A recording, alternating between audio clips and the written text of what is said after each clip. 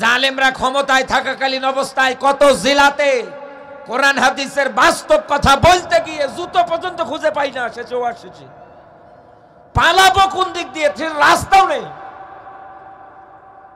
অথচ আমি তাকে যতটুকুন আমার এই ব্রেন বুদ্ধি আল্লাহ দিয়েছে এতটুকুন দিয়ে আমি তাকে কুআনফুসাকুম ওয়া আহলিকুম নারা, আমার একজন দ্বীনী ভাই হিসাবে আমি তাকে বাঁচানোর জন্য চেষ্টা করেছি জাহান্নাম থেকে। কারণ আমি দেখতে পাচ্ছি আল্লাহর এত সুন্দর দিনের আলো পেশা বাদুর সামসিকার সহ্য হয় না, ওরা বেরো হয় না, একটা অন্ধকার যুক্ত জায়গার মধ্যে গিয়ে লুকিয়ে থাকে।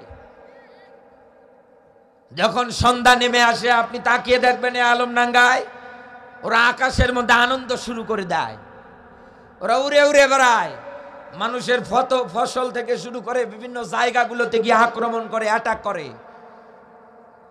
চুয়াডাঙ্গাবাসী একটাবার বিবেক দিয়ে চিন্তা ভাবনা করে মেলান, আল্লাহর এই দিনের আলো মানুষের জন্য উপকার না? বলেন না কেন উপকার না? আল্লাহর এই উপকার এই জিনিসটা ওরা নেয় না, ওরা পলিয়ে থাকে। তার মানে আল্লাহর এত সুন্দর দিনের আলো ওদের ভালো লাগে না। ঠিক মানুষদের ভিতরে এমন একদল মুসলমান বহনকারী মানুষ দুনিয়ার ময়দানে আপনি তাকাবেন, কোরআন হাদিস থেকে স্পষ্ট ব্যস্ত ব্যাখ্যামূলক কথাবার্তা বলবেন, ওনার গায়ে চুলকানি শুরু হয়। হ্যাঁ হুজুর খালি আমাদেরই বলে, ওয়াজ শেষে হুজুর যেন পালাতে না পারে। আজহারি ভাই তার বক্তৃতায় বলেছিলেন যে একদল খেয়ে গিয়েছে আর একদল খাওয়ার জন্য এখন উঠে পড়ে লেগেছে। এই নিয়ে দেখেন অনেক মুসলমানের সন্তানের মাথার মধ্যে আগুন ধরেছে। আপনি কেমন মায়ের বেটা, বুকে হাত দিয়ে প্রমাণ করে দেখান ইসলামের নিয়ম নীতি দিয়ে দুনিয়ায় চাঁদাবাজি করা যায় আছে, দেখান। অন্যায় ভাবে মানুষদের জায়গা জমি দখল করা কোথায় আছে আমার দেখান।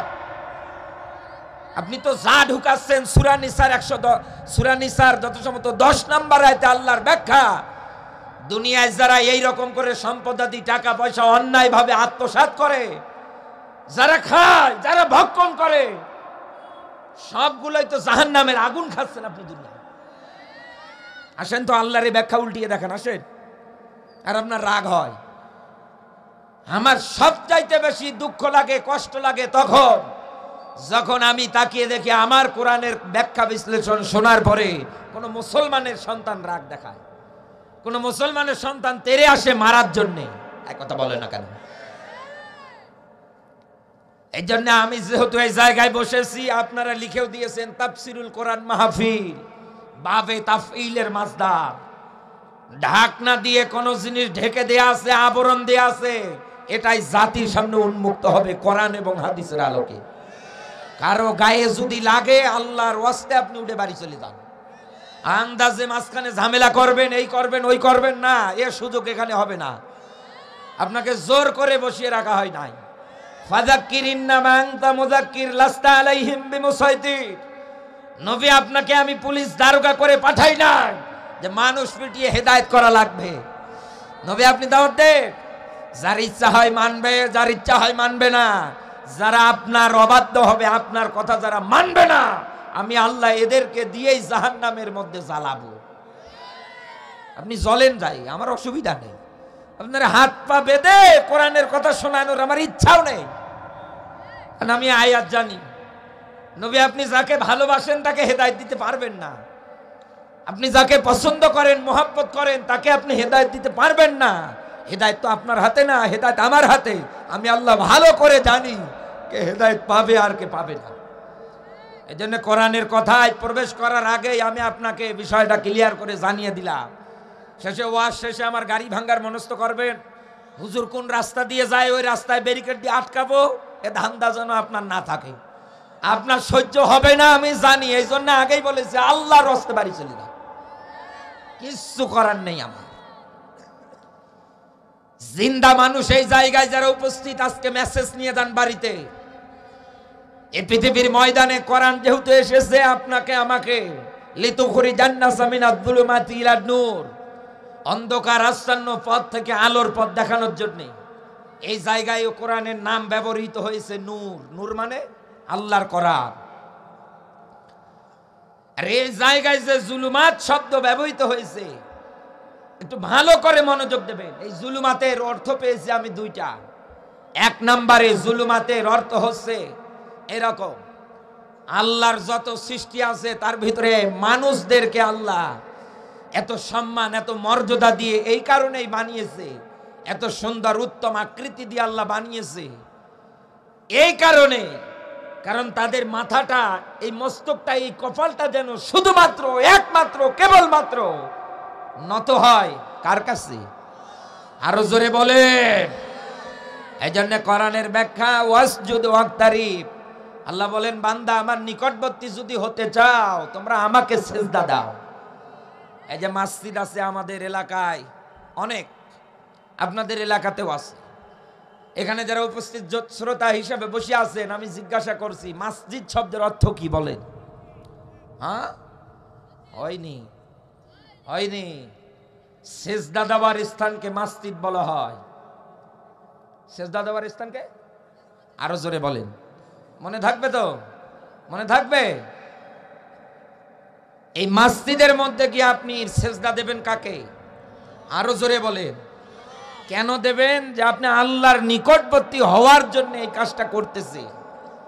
কিন্তু এই ৯৬% মুসলমানের দেশে থাকা কুষ্টিয়ার এই লালনের মাজার থেকে শুরু করে ৪৮,০০০ পীরের দরবার এখন হাতে গোনা বাংলাদেশে। কত বলেন? ৪৮,০০০ পীরের দরবার। কোন দরবারে গিয়ে দেখবেন ল্যাংটা বাবা, গায়ে কোনো পোশাক নেই। কোন দরবারে গিয়ে দেখবেন তালা বাবা, শুধু তালা ঝুলিয়ে রেখেছে। কোন দরবারে গিয়ে দেখবেন বদনা বাবা। এরকম করে কত ৪৮,০০০ পীরের দরবার। কারো কারো তরিকায় দেখবেন নারী পুরুষ এক জায়গায় জিকির করছে। এক কথা বলে না কেন? পানির নিচে কি যেন বলে, মোমবাতি, ঝড় বাতাসেও নেবে না। এই বাবার মুরিদ হইলে নামাজ রোজা লাগে না। কি জিকির বানিয়েছে ওরা একাধারে। আমার এলাকাতেও দেখি মাঝে মাঝে কিছু লোক করে, নারী পুরুষ এক জায়গায়। এই যে মাজারে যারা সেজদা দেন আল্লাহকে বাদ দিয়ে অন্য জায়গায় গিয়ে এরকম করেন, এখানে বলেন তো সেজদা পাওয়ার একচ্ছত্র মালিকানা কার? আরো জোরে বলেন। আপনি যদি আপনার বাবার কথা না শোনেন রাগ হবে না? রাগ হবে না? আপনার মায়ের কথা যদি আপনি না শোনেন রাগ হবে না? যে মা বাবা বিরক্ত হয়ে বলে সাতাশ জন্ম দিয়েই ভুল করলাম, ডায়ে যেতে বললে বায়ে দৌড় মারে। ঠিক অনেক মানুষ আছে আল্লাহকে সিজদা না দিয়ে মাজারে যারা সিজদা দেন, মালিকও আপনার উপরে রাগ হয়ে এই কোরআনে আয়াত দিয়েছে। সূরা নিসার ৪৮ নম্বর আয়াত, ১১৬ নম্বর আয়াত। আল্লাহ বলেন এই শিরকের মতো গুনাহ আমি আল্লাহ মাফ করি না, এটা বাদ দিয়ে অন্যান্য গুনাহ আমি আল্লাহ ইচ্ছা করলেই মাফ করে দেই। দুইটা আয়াতে আপনি একই ব্যাখ্যা পাবেন। সূরা মাইদার ৭২ নম্বর আয়াতে গিয়ে আল্লাহ তার বক্তৃতা স্পষ্ট আরো করেছেন, রাগটা আরো বাড়িয়ে ডাক দিয়ে বলেছে, দুনিয়ায় যারা শিরকের মতো গুনায় লিপ্ত হয়ে যায় আমি আল্লাহ এদের জন্য আমার বানানো জান্নাতটা হারাম করে দিয়েছি। আল্লাহ যদি জান্নাত হারাম করে দেয়, কে জান্নাত দেবে আপনাকে? বলেন বলেন। আপনি তো বললে রাগ করেন, আমি তো কোরআন পড়ে বলছি। মান ক্বালা বিহি সাদাকা, রাসূলের এই হাদিস আমি জানি। যারা কোরআন দিয়ে কথা বলে এরাই কেবল সত্য কথা বলে। দুনিয়ায় কেউ যদি বিচার কার্যের সময় ফাহকুম বাইনান নাস বিল হক, এই কোরআনের সত্য বিধান দিয়ে বিচার করে, ওই কেবল দুনিয়ায় ন্যায় বিচার করার ক্ষমতা রাখে। এটা বাদ দিয়ে যা করবে আলমডাঙ্গাবাসী আপনি মিলিয়ে দেখবেন সবগুলোই অবিচার। কোরআনের পাখির সঙ্গে মানুষের তৈরি করা নিয়ম নীতি বিচার দিয়ে যা করেছে, একটা ছোট্ট বাচ্চাও বলে অন্যায়ভাবে তাকে হত্যা করা হয়েছে। যাকাতের মামলার আত্মসাৎ দেয়, মা বোনদের ইজ্জত হরণের মামলা দেয়। এক কথা বলে না কেন? কাদের মোল্লাদের ধরেছে আর ফাঁসিতে ঝুলিয়েছে, মতিউর রহমান নিজামীদের ধরেছে ফাঁসিতে ঝুলিয়েছে। যদি কোরআনের বিচার হতো কোনোদিন এই মানুষগুলোর গলায় ফাঁসির রতি আসতো না, রাজকীয় সম্মানে থাকতো। এতদিন ধরে দায়িত্ব পালন করেছে তারা, একটা দুর্নীতির টাকার মামলাও তাদের বিরুদ্ধে কেউ দেখাতে পারে না। আর আপনারা এই 16-17 বছরে যা করেছেন, এখন জেলখানায় যারা, সবগুলোর নামে নতুন করে মামলা হচ্ছে, সব দুর্নীতির মামলা। কেউ ফ্লাইওভারের টাকা মেরেছে, কেউ জনগণের টাকা মেরেছে। এক কথা বলে না কেন? জন্ম নিবন্ধন বানাতে যাবেন, পায়ের তলা জুতো চামড়া ক্ষয় হয়ে যায়, তাও বানানো হয় না। কত মানুষ রাগ করেই বলে, সন্তান জন্ম দিতে যতটা কষ্ট হয় না, তার চাইতে বেশি কষ্ট হয় সন্তানের জন্ম নিবন্ধন বানাতে। কি গো, কোন দেশে আছেন আপনি? যেখানেই যান ওই জায়গায় টাকা। এক কথা বলে না কেন? আগে টাকা, টাকা আছে আপনার কাজ আছে, টাকা নেই কাজ নেই। জুলুমাত এই শব্দটা এটাই বুঝিয়েছে। এই দুনিয়ার ময়দানে জিন্দা মানুষরে যেন এই ব্যাখ্যাগুলো শোনার পরে ওয়ালা আল্লাহুম ইয়াতাফাক্কারুন, চিন্তা ভাবনা আনতে পারে অন্তরে। এরপর পরে একটাই যেন সিদ্ধান্ত উপনীত হয়, দুনিয়ায় যদি মাথা নত করতে হয় একমাত্র হবে কার কাছে? আল্লাহর কাছে। যারা মাথা নত করবে না, অন্য কোথাও গিয়ে যারা করবে, এরকম যত আস্থানা যত কিছু আছে সবগুলোকে একেবারে দুনিয়া থেকে নিশ্চিহ্ন করে দেওয়া লাগবে। 2 নম্বরে ইনসাফ বিরোধী কাজ। ইন্নাল্লাহা ইয়া'মুরু বিল আদলি ওয়াল ইহসান, এখানে আদল ন্যায়পরায়ণতা বোঝানো হয়েছে। অপরাধ যেই করুক না কেন তাকে শাস্তি পেতেই হবে। আল্লাহর কোরআন তো এই মেসেজ, এই বার্তা নিয়ে এসেছে আপনার কাছে। আরে ভাই, এদেশে শিরকের ওয়াজ করতে গেলে মানুষ এসে রাগ দেখায়। এদেশে আপনি ন্যায় বিচারের ওয়াজ করতে যাবেন, মানুষ এসে রাগ দেখায়। তো যাবে কোন দিকে? রাম রাম করা ছাড়া উপায় আছে? বাস্তবতায় মিলিয়ে দেখেন, এত কোরআনের মাহফিল, এত আয়োজন, এত ডাকাডাকি, এত মেসেজ কোরআন এবং হাদিসের আলোকে, তারপরেও আমি যেটা তাকিয়ে দেখতে পাচ্ছি, মানুষদের মাঝে কোনো হেদায়েত লক্ষ্য করা যাচ্ছে না। যাচ্ছে মানুষ কি ভালো হচ্ছে? ভালো হচ্ছে? কত কায়দায় আপনি তাদেরকে একাধারে ডাক দিয়ে বলবেন। আল্লাহ পাক বলেন, ওয়ামাইয়াবতাগি গায়রাল ইসলামি দীনান ফালা ইউকবালা মিনহু। বলেন আল্লাহু আকবার। সূরা আলে ইমরান 3 নাম্বার সূরা 4 নাম্বার পারার 85 নাম্বার আয়াত। আজ বাস্তবতায় আমি আপনার মাঝে উপস্থাপন করছি, মিলিয়ে নিয়ে বাড়ি যাবেন। এই দুনিয়ার ময়দানে কত আলেম আপনাকে আয়াত দিয়ে ব্যাখ্যা বিশ্লেষণ করে করে একাধারে শুনিয়েছে, আপনিও আপনার কর্ণকহর দিয়ে শুনেছিলেন। তেনার ব্যাখ্যার সিস্টেমটা ছিল এরকম, দুনিয়ায় ইসলাম বাদ দিয়ে, কোরআন বাদ দিয়ে, কারো যদি ব্যক্তি, কারো যদি পরিবার, কারো যদি সমাজ, কারো যদি রাজনীতি, এমনকি দুনিয়ায় যা কিছু আছে সবগুলোই যদি একাধারে চালায়, আল্লাহ বলেন ফালা ইউকবালা মিনহু, একটাও আমার আল্লাহ কশিন কালেও কবুল করে না। এই যে আয়াতের এতটুকুন সরল ব্যাখ্যা যেটা এসেছে, এতটুকুনে আপনার মাঝে চমৎকার করে আলেম ওলামা যারা আছে, কি ভাইরাল কি নন ভাইরাল, এক কথা বলে না কেন? ময়দানে আপনাকে একাধারে এরকম করে কোরআনের আয়াত দিয়ে বাস্তব ব্যাখ্যা বুঝিয়ে যায়, কিন্তু আপনি এটা মানতে পারেন না। আপনি কথাটা কিন্তু ভালো করে জেনেছেন, আহুয়া ফিল আখিরাতি মিনাল খাসিরিন, কিয়ামতে আমাকে ক্ষতিগ্রস্তের কাতারেও দাঁড়ানো লাগবে। আমি যদি দুনিয়ায় ইসলামটা মাইনাস করে দিয়ে বিচার করি, আমি যদি ইসলামটা মাইনাস করে দিয়ে রাজনীতি করি, আমি যদি ইসলামটা মাইনাস করে দিয়ে দুনিয়ায় আমার পুরো জীবনটা একাধারে চালিয়ে যাই, কিয়ামতের দিন আমার আল্লাহ আমাকে জাহান্নামীদের কাতারের মধ্যে দাঁড় করাবে। একটাবার চিন্তা আনেন তো মনের মধ্যে। এই যে ব্যাখ্যাটা সব জায়গায় আলেম ওলামা আপনার মাঝে করে দিচ্ছে, তারপরেও দেখেন এই দুনিয়ার মানুষ ইসলাম মানার ক্ষেত্রে কি এগিয়ে আসে। আপনি যত ডাকতেছেন মানুষ আরো তত পাছাচ্ছে। এক কথা বলেন না কেন? মানুষদের মধ্যে আজ মনে হয় এমন কায়দায় জীবন গঠন করেছে, এমনও পরিবারে দেখেন এক ওয়াক্ত নামাজ পর্যন্ত কারো জীবনে পাওয়া যায় না। গান বাজনা বাদ্যযন্ত্র দিয়ে একাধারে তারা নাচানাচি করতেছে। আলমডাঙ্গার মুসলমানেরা, আমি আপনাকে এটাই বোঝাচ্ছি, এরকম যত আয়াতের ব্যাখ্যা বিশ্লেষণ একাধারে আছে আপনি মিলিয়ে দেখেন, এদেশের আলেম সমাজ যারা আছে তারা বলতে বলতে কান্না পর্যন্ত করে ফেলছে যে মানুষদের আর কিভাবে বোঝাবো আমরা, কিভাবে বোঝালে মানুষ বুঝবে।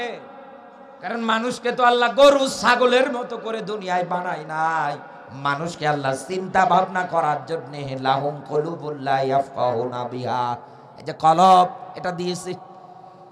আর আল্লাহ নিজেই কোরআনের মধ্যে সুন্দর করে ব্যাখ্যা করে ডাক দিয়ে বলেছে, দুনিয়ায় এই কলব থাকার পরেও যারা কাজে লাগায় না, এই যে চোখ, কোরআনের মাহফিলে যাবেন, যাওয়ার পর পরে আলেমদের কথাগুলো ওই জায়গায় আপনি চোখ মেলে মেলে শুনতেছেন, এই কান দিয়ে, এই তিনটার একটাও দুনিয়ায় যাদের ভালো কাজে আসে না, আল্লাহ বলেন উলাইকা কালানাম বাল হুম আদল, এ তো চার পাওয়ালা জানোয়ারের চাইতেও খারাপ। আপনি না দাবি করেন আমি মানুষ, আপনি না দাবি করেন আমি এই দেশের একজন বড় পদে আছি, আপনি না দাবি করেন আমার এক হাতের ইশারায় তোর 12টা বেজিয়ে ফেলবো, কথা বলেন না কেন? আপনার এত মশান, আপনার এত কিছু, অথচ আল্লাহর ব্যাখ্যা এই দুনিয়ার ময়দানে আপনি চার পাওয়ালা জানোয়ারের চাইতেও নিকৃষ্ট। একটা কুকুরের যা দাম আছে এতটুকুনো দাম আল্লাহর কাছে আপনার নেই, আর আপনি মশান দেখাচ্ছেন। বাস্তবতায় আপনি মিলিয়ে নেবেন। এবার আমি আপনাকে একটা ব্যাখ্যা ইজি করে আরো ভালো করে বোঝানোর জন্য উপস্থাপন করছি। আল্লাহ পাক বলেন, ইন্নাল্লাযীনা কাফারু সাওয়াউন আলাইহিম, বলেন আল্লাহু আকবার। সূরা বাকারা 2 নাম্বার সূরা 1 নাম্বার পারা আর 1 নাম্বার রুকুর 6 নাম্বার আয়াতের মধ্যে আল্লাহ ব্যাখ্যা দিয়েছে, ইন্না নিশ্চয় আল্লাযী, অতঃপর যারা, কাফারু দুনিয়া যারা কাফের। হে নবী, এই দুনিয়ার মানুষগুলোর মধ্যে যারা কাফের হবে তাদেরকে আপনি যতই সতর্ক করেন কোরআন এবং হাদিসের আলোকে, হে নবী তাদেরকে আপনি যতই দুনিয়ায় ঈমানের পথে আহ্বান করেন না কেন, আমি আল্লাহ বলছি কোনদিন দুনিয়ায় তারা ঈমান আনবে না। কথাকার আরো জোরে বলেন।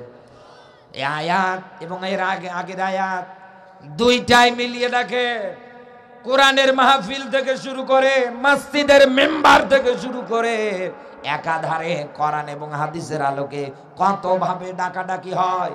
দেশ চালান ইসলাম দিয়ে, কোরআন দিয়ে, রাজনীতি করেন ইসলাম দিয়ে, কোরআন দিয়ে। এক কথায় দুনিয়ায় যেটাই আপনি করেন না কেন সেটাই আপনি ইসলামের নিয়ম নীতি দিয়ে করেন।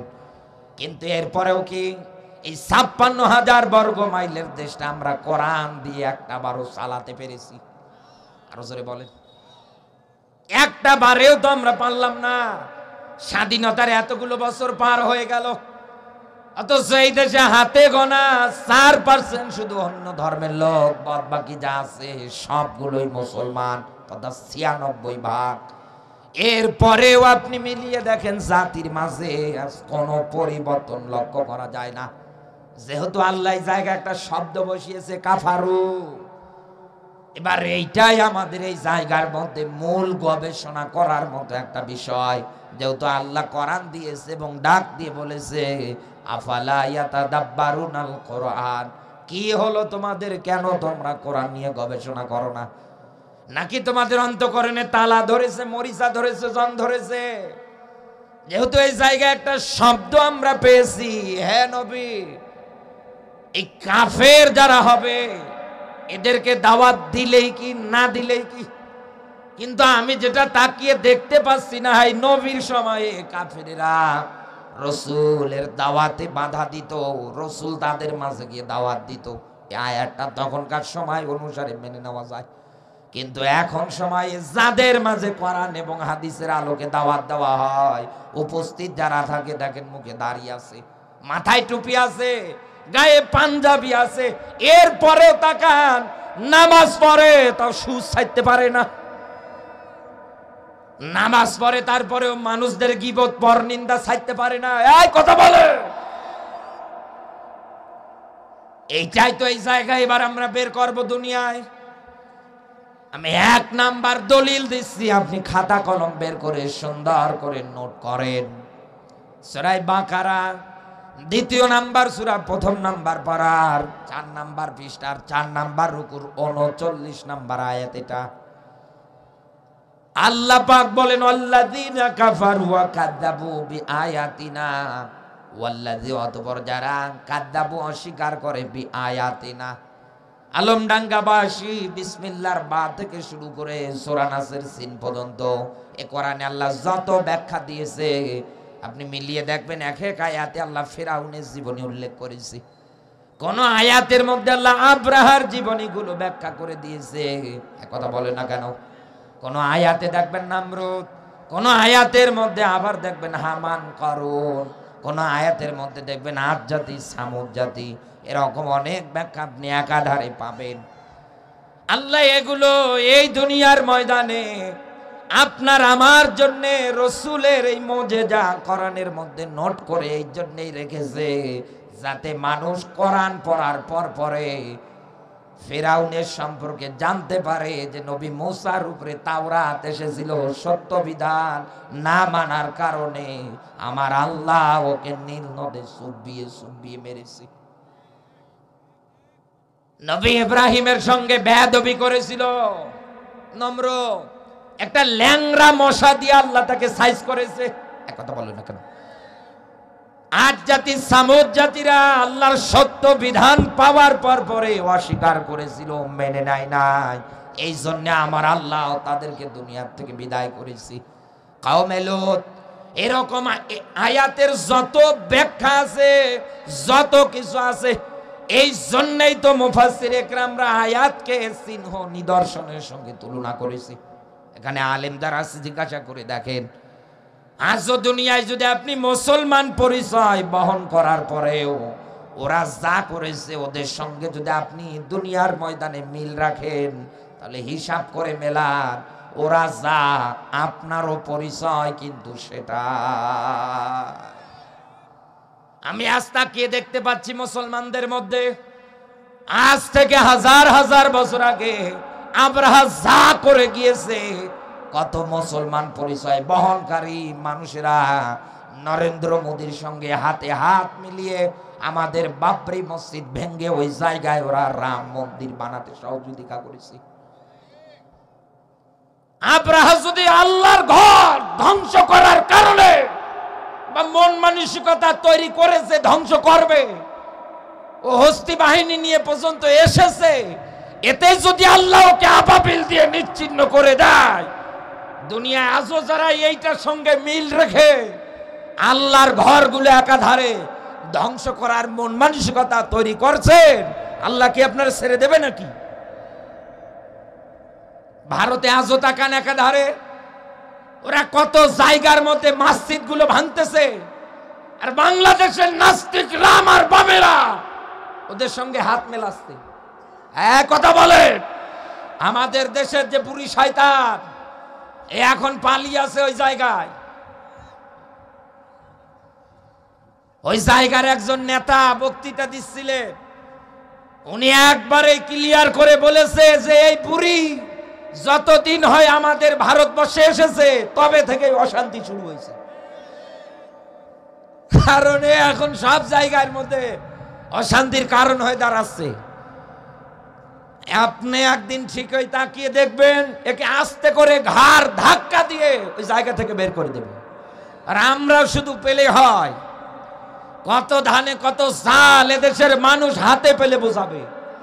এক কথা বলেন, আপনি কেমন মানব দরদি?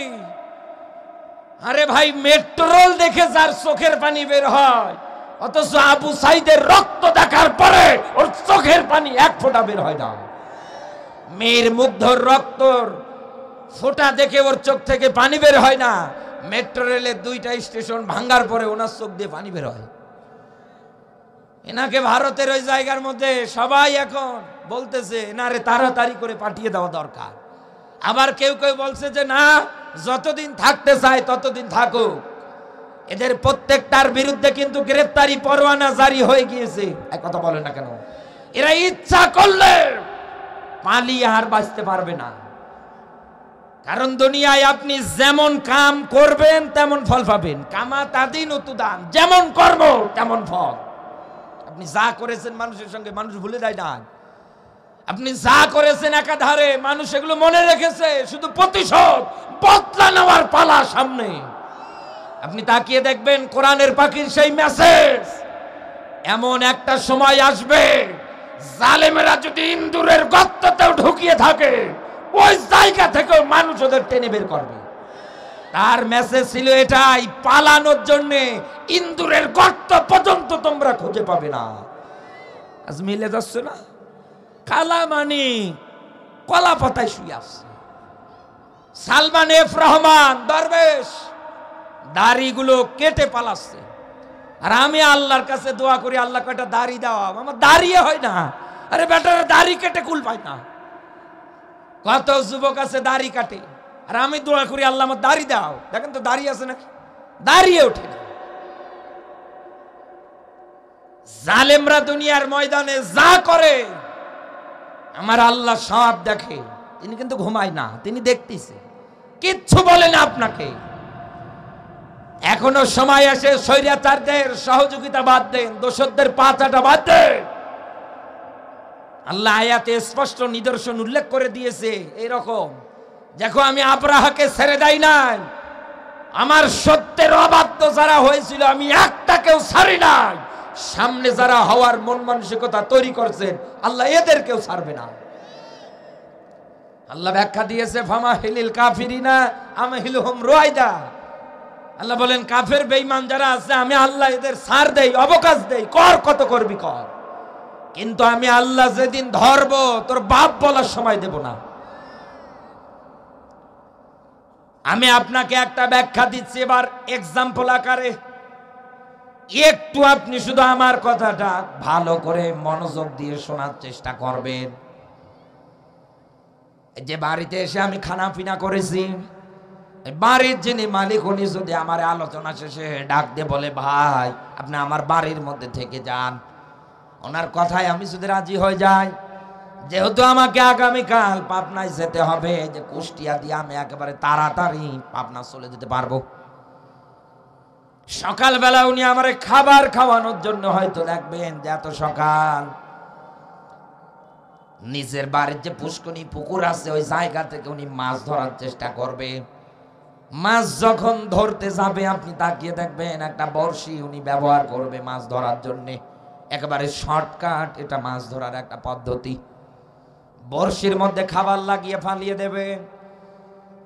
ওনার পুকুর অনেক মাছ ওই জায়গার মধ্যে ছেড়ে দিয়েছে, কিন্তু 1 ঘন্টা পার হয় একটা মাছও বড়শির মধ্যে উঠছে না। মনে মনে ভাবছে দাওয়াতও দিলাম, বাড়িতেও মেহমান, আবার বাজারেও যাওয়া লাগছে শীতের দিনে, ওর চাইতে ভালো মনে করে পুকুর পাড়ে এসে বড়শি ফালালাম, মাছ তো ওঠে না, করব কি আমি? 1.5 ঘন্টা হয়ে যায় তারপরেও মাছ ধরে না। একটা পর্যায়ে উনি ওই জায়গার মধ্যে বিরক্ত বোধ করতেছেন, হঠাৎ করে তাকিয়ে দেখছে বড়শির যে সুতোটা যেটা নড়াচড়া করছে, যেই নড়াচড়া করছে এবার বুঝতে পেরেছে যে না মাছ মনে হয় বড়শিটা খাওয়ার জন্য চেষ্টা চালাচ্ছে, তথা যে খাবার লেগিয়ে দেওয়া আছে ওই খাবার খাবে। হঠাৎ আপনি তাকিয়ে দেখবেন মাছ যখন একেবারে খাবার খাওয়ার জন্য চেষ্টা চালায় বড়শিটা সহ কিন্তু খেয়ে ফেলে। এবার যখন এই খেয়ে ফেলেছে গলার মধ্যে বেঁধে গিয়েছে, টান দেয়, সুতো সহকারে টেনে নিয়ে যেতে চায়। উপরে যিনি ধরে আছে উনি এমন জোরে টান দিয়েছে মাছটা পানির থেকে ওঠার পর পরে শুকনো একটা জায়গার মধ্যে উঠে লাফাচ্ছে। যিনি মাছ ধরার জন্য এতক্ষণ যাবৎ চেষ্টা চালিয়েছে প্রায় 1.5 ঘন্টা, একটা মাছ ওঠাতে পারে নাই। 1.5 ঘন্টা পরে একটা মাছ পেয়েছে, তারপরেও মাছ পানির উপরে ওঠার পরে লাফাচ্ছে। মাছটা অনেক বড় সরই আছে, হাতের মধ্যে উঠিয়ে মনের যত রাগ এই 1.5 ঘন্টায় জমেছিল সবগুলো একত্রিত করে দিয়েছে এক আসার। এক কথা বলো না কেন? 1.5 ঘন্টা হয়ে যায়, একটা মাছও তুমি ধরো না। কত টাকা খরচ করে আমি তোমাদের এই জায়গায় ছেড়ে দিলাম, অথচ আমি বড়শি ফালাই, তোমরা খাও না। বিবেক দিয়ে আপনি আমার কথাটার জবাব দেন তো। পুকুরের মধ্যে যতগুলো মাছ ছেড়ে দেওয়া আছে, একটা মাছও কি চেনে ওনাকে, যিনি আমার মালিক? ডক্টর ইউনূস সাহেব যদি তার ফৌজ বাহিনী নিয়ে এসে পুকুর পাড়ের সামনে দাঁড়িয়ে ডাক দিয়ে বলে মাছ খাবে, কারণ মাছগুলো পানির মধ্যে তার নিজের মন মতো স্বাধীনভাবে চলাচল করে। কেউ দেখবেন পানির উপরে, কেউ দেখবেন কাদায়, কেউ দেখবেন মাছ বরাবর পানিতে। আলমডাঙ্গাবাসী যেই ওই জায়গায় গিয়ে ডাক দিক না কেন, মাছ কারো কথা শুনবে না, ওরা নিজের মন মতো একাধারে চলাচল করবে। বাস্তবতা তো এটাই। তামাম দুনিয়ার মধ্যে যতগুলো মানুষ আছে, সব মানুষগুলো ঠিক এই রকম মাছের মতো অবাধ্যতায় চলছে। মসজিদে আজান হয়, আপনি নামাজে যান না, আপনার কেউ কিছু বলে না, কেউ আপনার খাবার পর্যন্ত বন্ধ করে না। কথা বলে না কেন? রমজান মাস আসবে, রোজা আপনি রাখছেন না, আপনাকে কেউ কোনো কিছু বলছে না, বলবেও না। ইসলামের যত নিয়ম নীতি আছে একটাও আপনি মানেন না, একাধারে দুনিয়া আপনি চলাচল করেন, কেউ আপনাকে কোনো কিছু বলছে না। আমার আল্লাহ অদৃশ্যভাবে কোনো ফেরেশতা দিয়ে আপনার পেটাচ্ছে না, কোনো রকম শাস্তি প্রয়োগ করছে না। আপনি তো মাছের মতো অবাধ্য।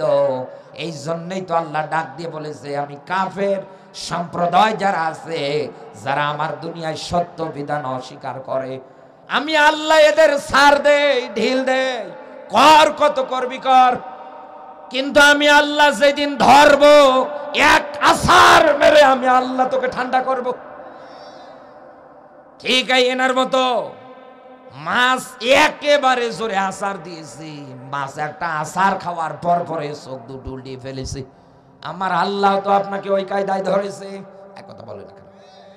এই ব্যাখ্যা দেওয়ার পরেও আপনি মিলিয়ে দেখেন, কত মানুষ আছে তার কান অবধি পর্যন্ত এই কথা পৌঁছায় না, ওনার কিছু মনেই হয় না, ওনার কোনো কিছুতে একটা বারের জন্য চিন্তা পর্যন্ত আসে না যে আমি করছিটা কি। এখান থেকে আমরা একটা বিষয় পেলাম, যেহেতু কাফারুল শব্দ নিয়ে আমি কথা বলতেছি, আমি আপনাকে এটাই বোঝাচ্ছি, আলমডাঙ্গাবাসী দুনিয়ায় যারা আল্লাহর সত্য আয়াতের চিহ্ন নিদর্শন গুলো মানবে না, এরা হবে কাফের। এটাই 1 নাম্বার পরিচয়। এবার আর একটা ব্যাখ্যা বলি। আল্লাহ পাক বলেন, ক্বালাল্লাযীনা কাফারু লা তাসমাউ লিহাযাল কুরআনি ওয়ালগাউ ফীহি লাআল্লাকুম তাগলিবুন।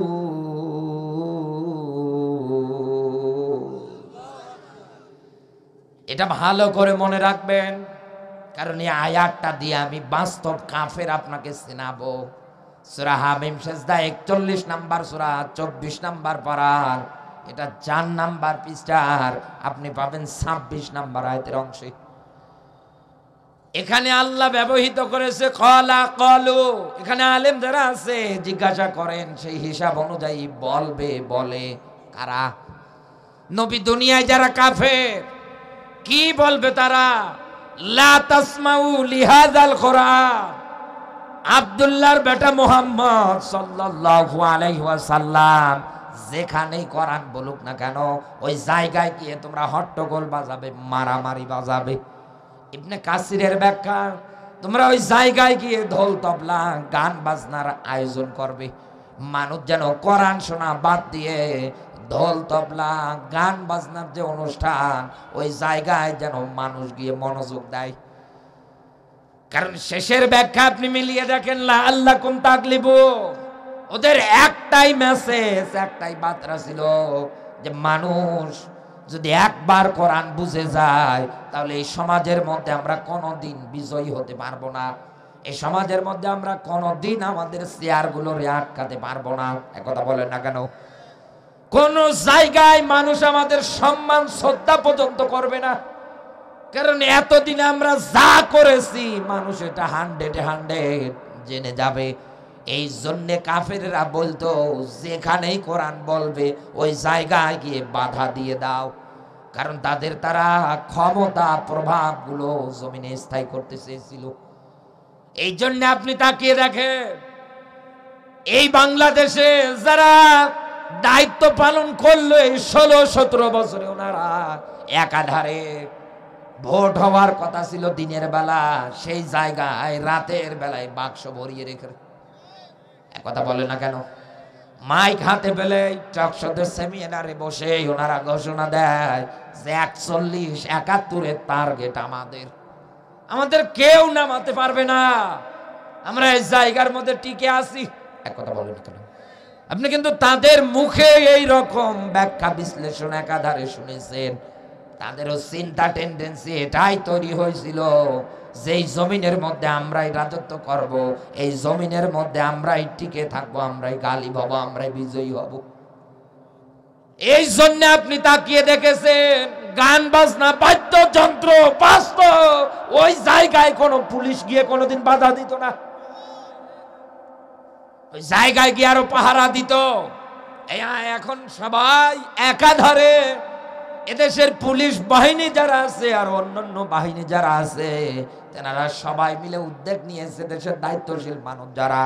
পুলিশের যে পোশাক আপনি এতদিনে দেখেছেন, এই পোশাক চেঞ্জ হয়ে যাচ্ছে। এই জায়গার মধ্যে একটা পয়েন্ট আমি বলে আমার আলোচনায় যাচ্ছি।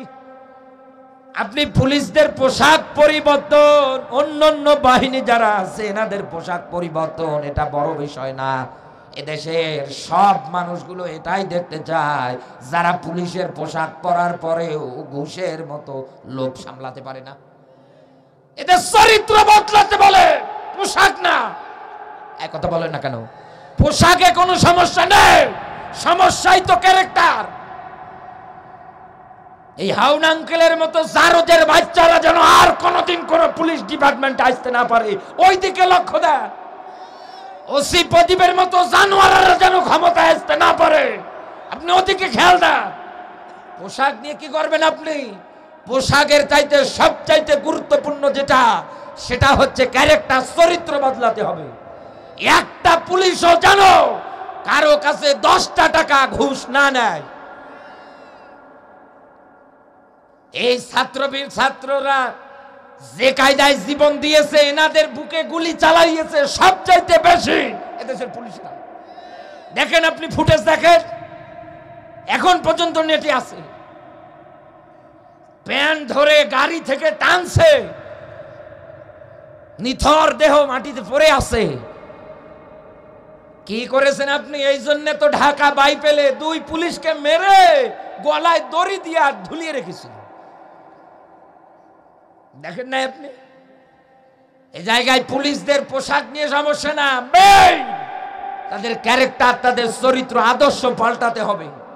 তাদের এই হাদিস মনে রাখা লাগবে।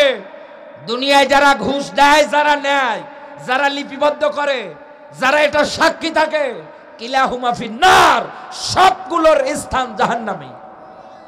লা ইয়ামুতু ফিহা ওয়ালা ইয়াহইয়া, জাহান্নামের আগুনে যারা যাবে ওরা মরবেও না, বাঁচবেও না, মরা বাঁচার মধ্যবর্তী স্থানে থাকবে। তাদের মাঝে আপনি ব্যাখ্যা করে ইন্না জাহান্নামা কানাত মিরসাদা, জাহান্নাম একটা ফাঁদ। জাহান্নাম কি? একটা ফাঁদ। এদেশের যত অসৎ কাজ যত জায়গায় হয়, একটাও যেন হতে না পারে। আপনি বিপদে পড়েন, রাতের বেলা পুলিশকে ফোন দেন। সেদিন আমার এক বক্তা ভাই ডাকাতের কবলে পড়ে, উনি এমার্জেন্সি পুলিশের যে নাম্বার আছে অল টাইম ফোন দেয়, ওই নাম্বারে ফোন দিয়েছে। দিয়ে বলছে, স্যার আমারে ডাকাত ধরেছে, সামনে ব্যারিকেড, কি করব, গাড়িও ঘুরাইতে পারছি না। বলছে থানায় এসে জিডি করে যা। বলেন সুবহানাল্লাহ। শেষে সব টাকা পয়সা মোবাইল যা ছিল সব নিয়েছে। এই যে পীরগঞ্জ থেকে সাদুল্লাপুর হয়ে একবারে গাইবান্ধা, ওদিকে সুন্দরগঞ্জ, ওদিকের রাস্তাটা। শেষে আমারে বলছে, ভাই আমি ফোন দিলাম বাঁচার জন্য, ওনারা এসে বলছে থানায় এসে জিডি করে যান। আমি নামলেই তো বিপদ। শেষে নামবো কি নামবো না, এসে আমার গলায় ছুরি ধরে বলেছে যা আছে দি। এটা একটা কথা হইল? পুলিশ দেশের জনগণের সেবক, এক কথা বলেন না কেন? কুল্লুকুম রাঈন, তোমরা প্রত্যেকটা মানুষ দায়িত্বশীল। আল্লাহ কিয়ামতে দায়িত্ব পালনের ব্যাপারে জিজ্ঞাসা করবে। এজন্য চাকরি বড় কথা না, চাকরি নেওয়ার আগে ভাবেন আপনি দায়িত্ব পালন করতে পারবেন কিনা। আপনার স্কুলে যাওয়ার সময়, ক্লাস নেওয়ার সময় 10টায়, আপনি 10টায় না গিয়ে 12টায় গিয়ে বগল বাজাচ্ছেন। মাস গেলে একটা টাকাও আপনি কম পাচ্ছেন না, ঠিকই আপনার অ্যাকাউন্টে 20,000 22,000 টাকা ঢুকতেছে, অথচ ছাত্রদের যা দেওয়া দরকার মেসেজ আপনি দেন না। বলে আমার কাছে এক্সট্রা প্রাইভেট পড়া লাগবে, এরকম মানুষ নেই। আপনি এরকম করে যা খাচ্ছেন, আপনি তো দুনিয়ায় জাহান্নাম কিনতেছেন। আমার বন্ধুরা, আমি আপনাকে এই জায়গার মধ্যে যেটা মেসেজ দিতে চাচ্ছি, অতীতের ইতিহাসে কাফের যারা ছিল তারা এই চেষ্টা চালাতো একাধারে গান বাজনা বাদ্যযন্ত্র দিয়ে। এবার আমার মুসলমান যারা আছে তাদের জীবনের সঙ্গে মেলা।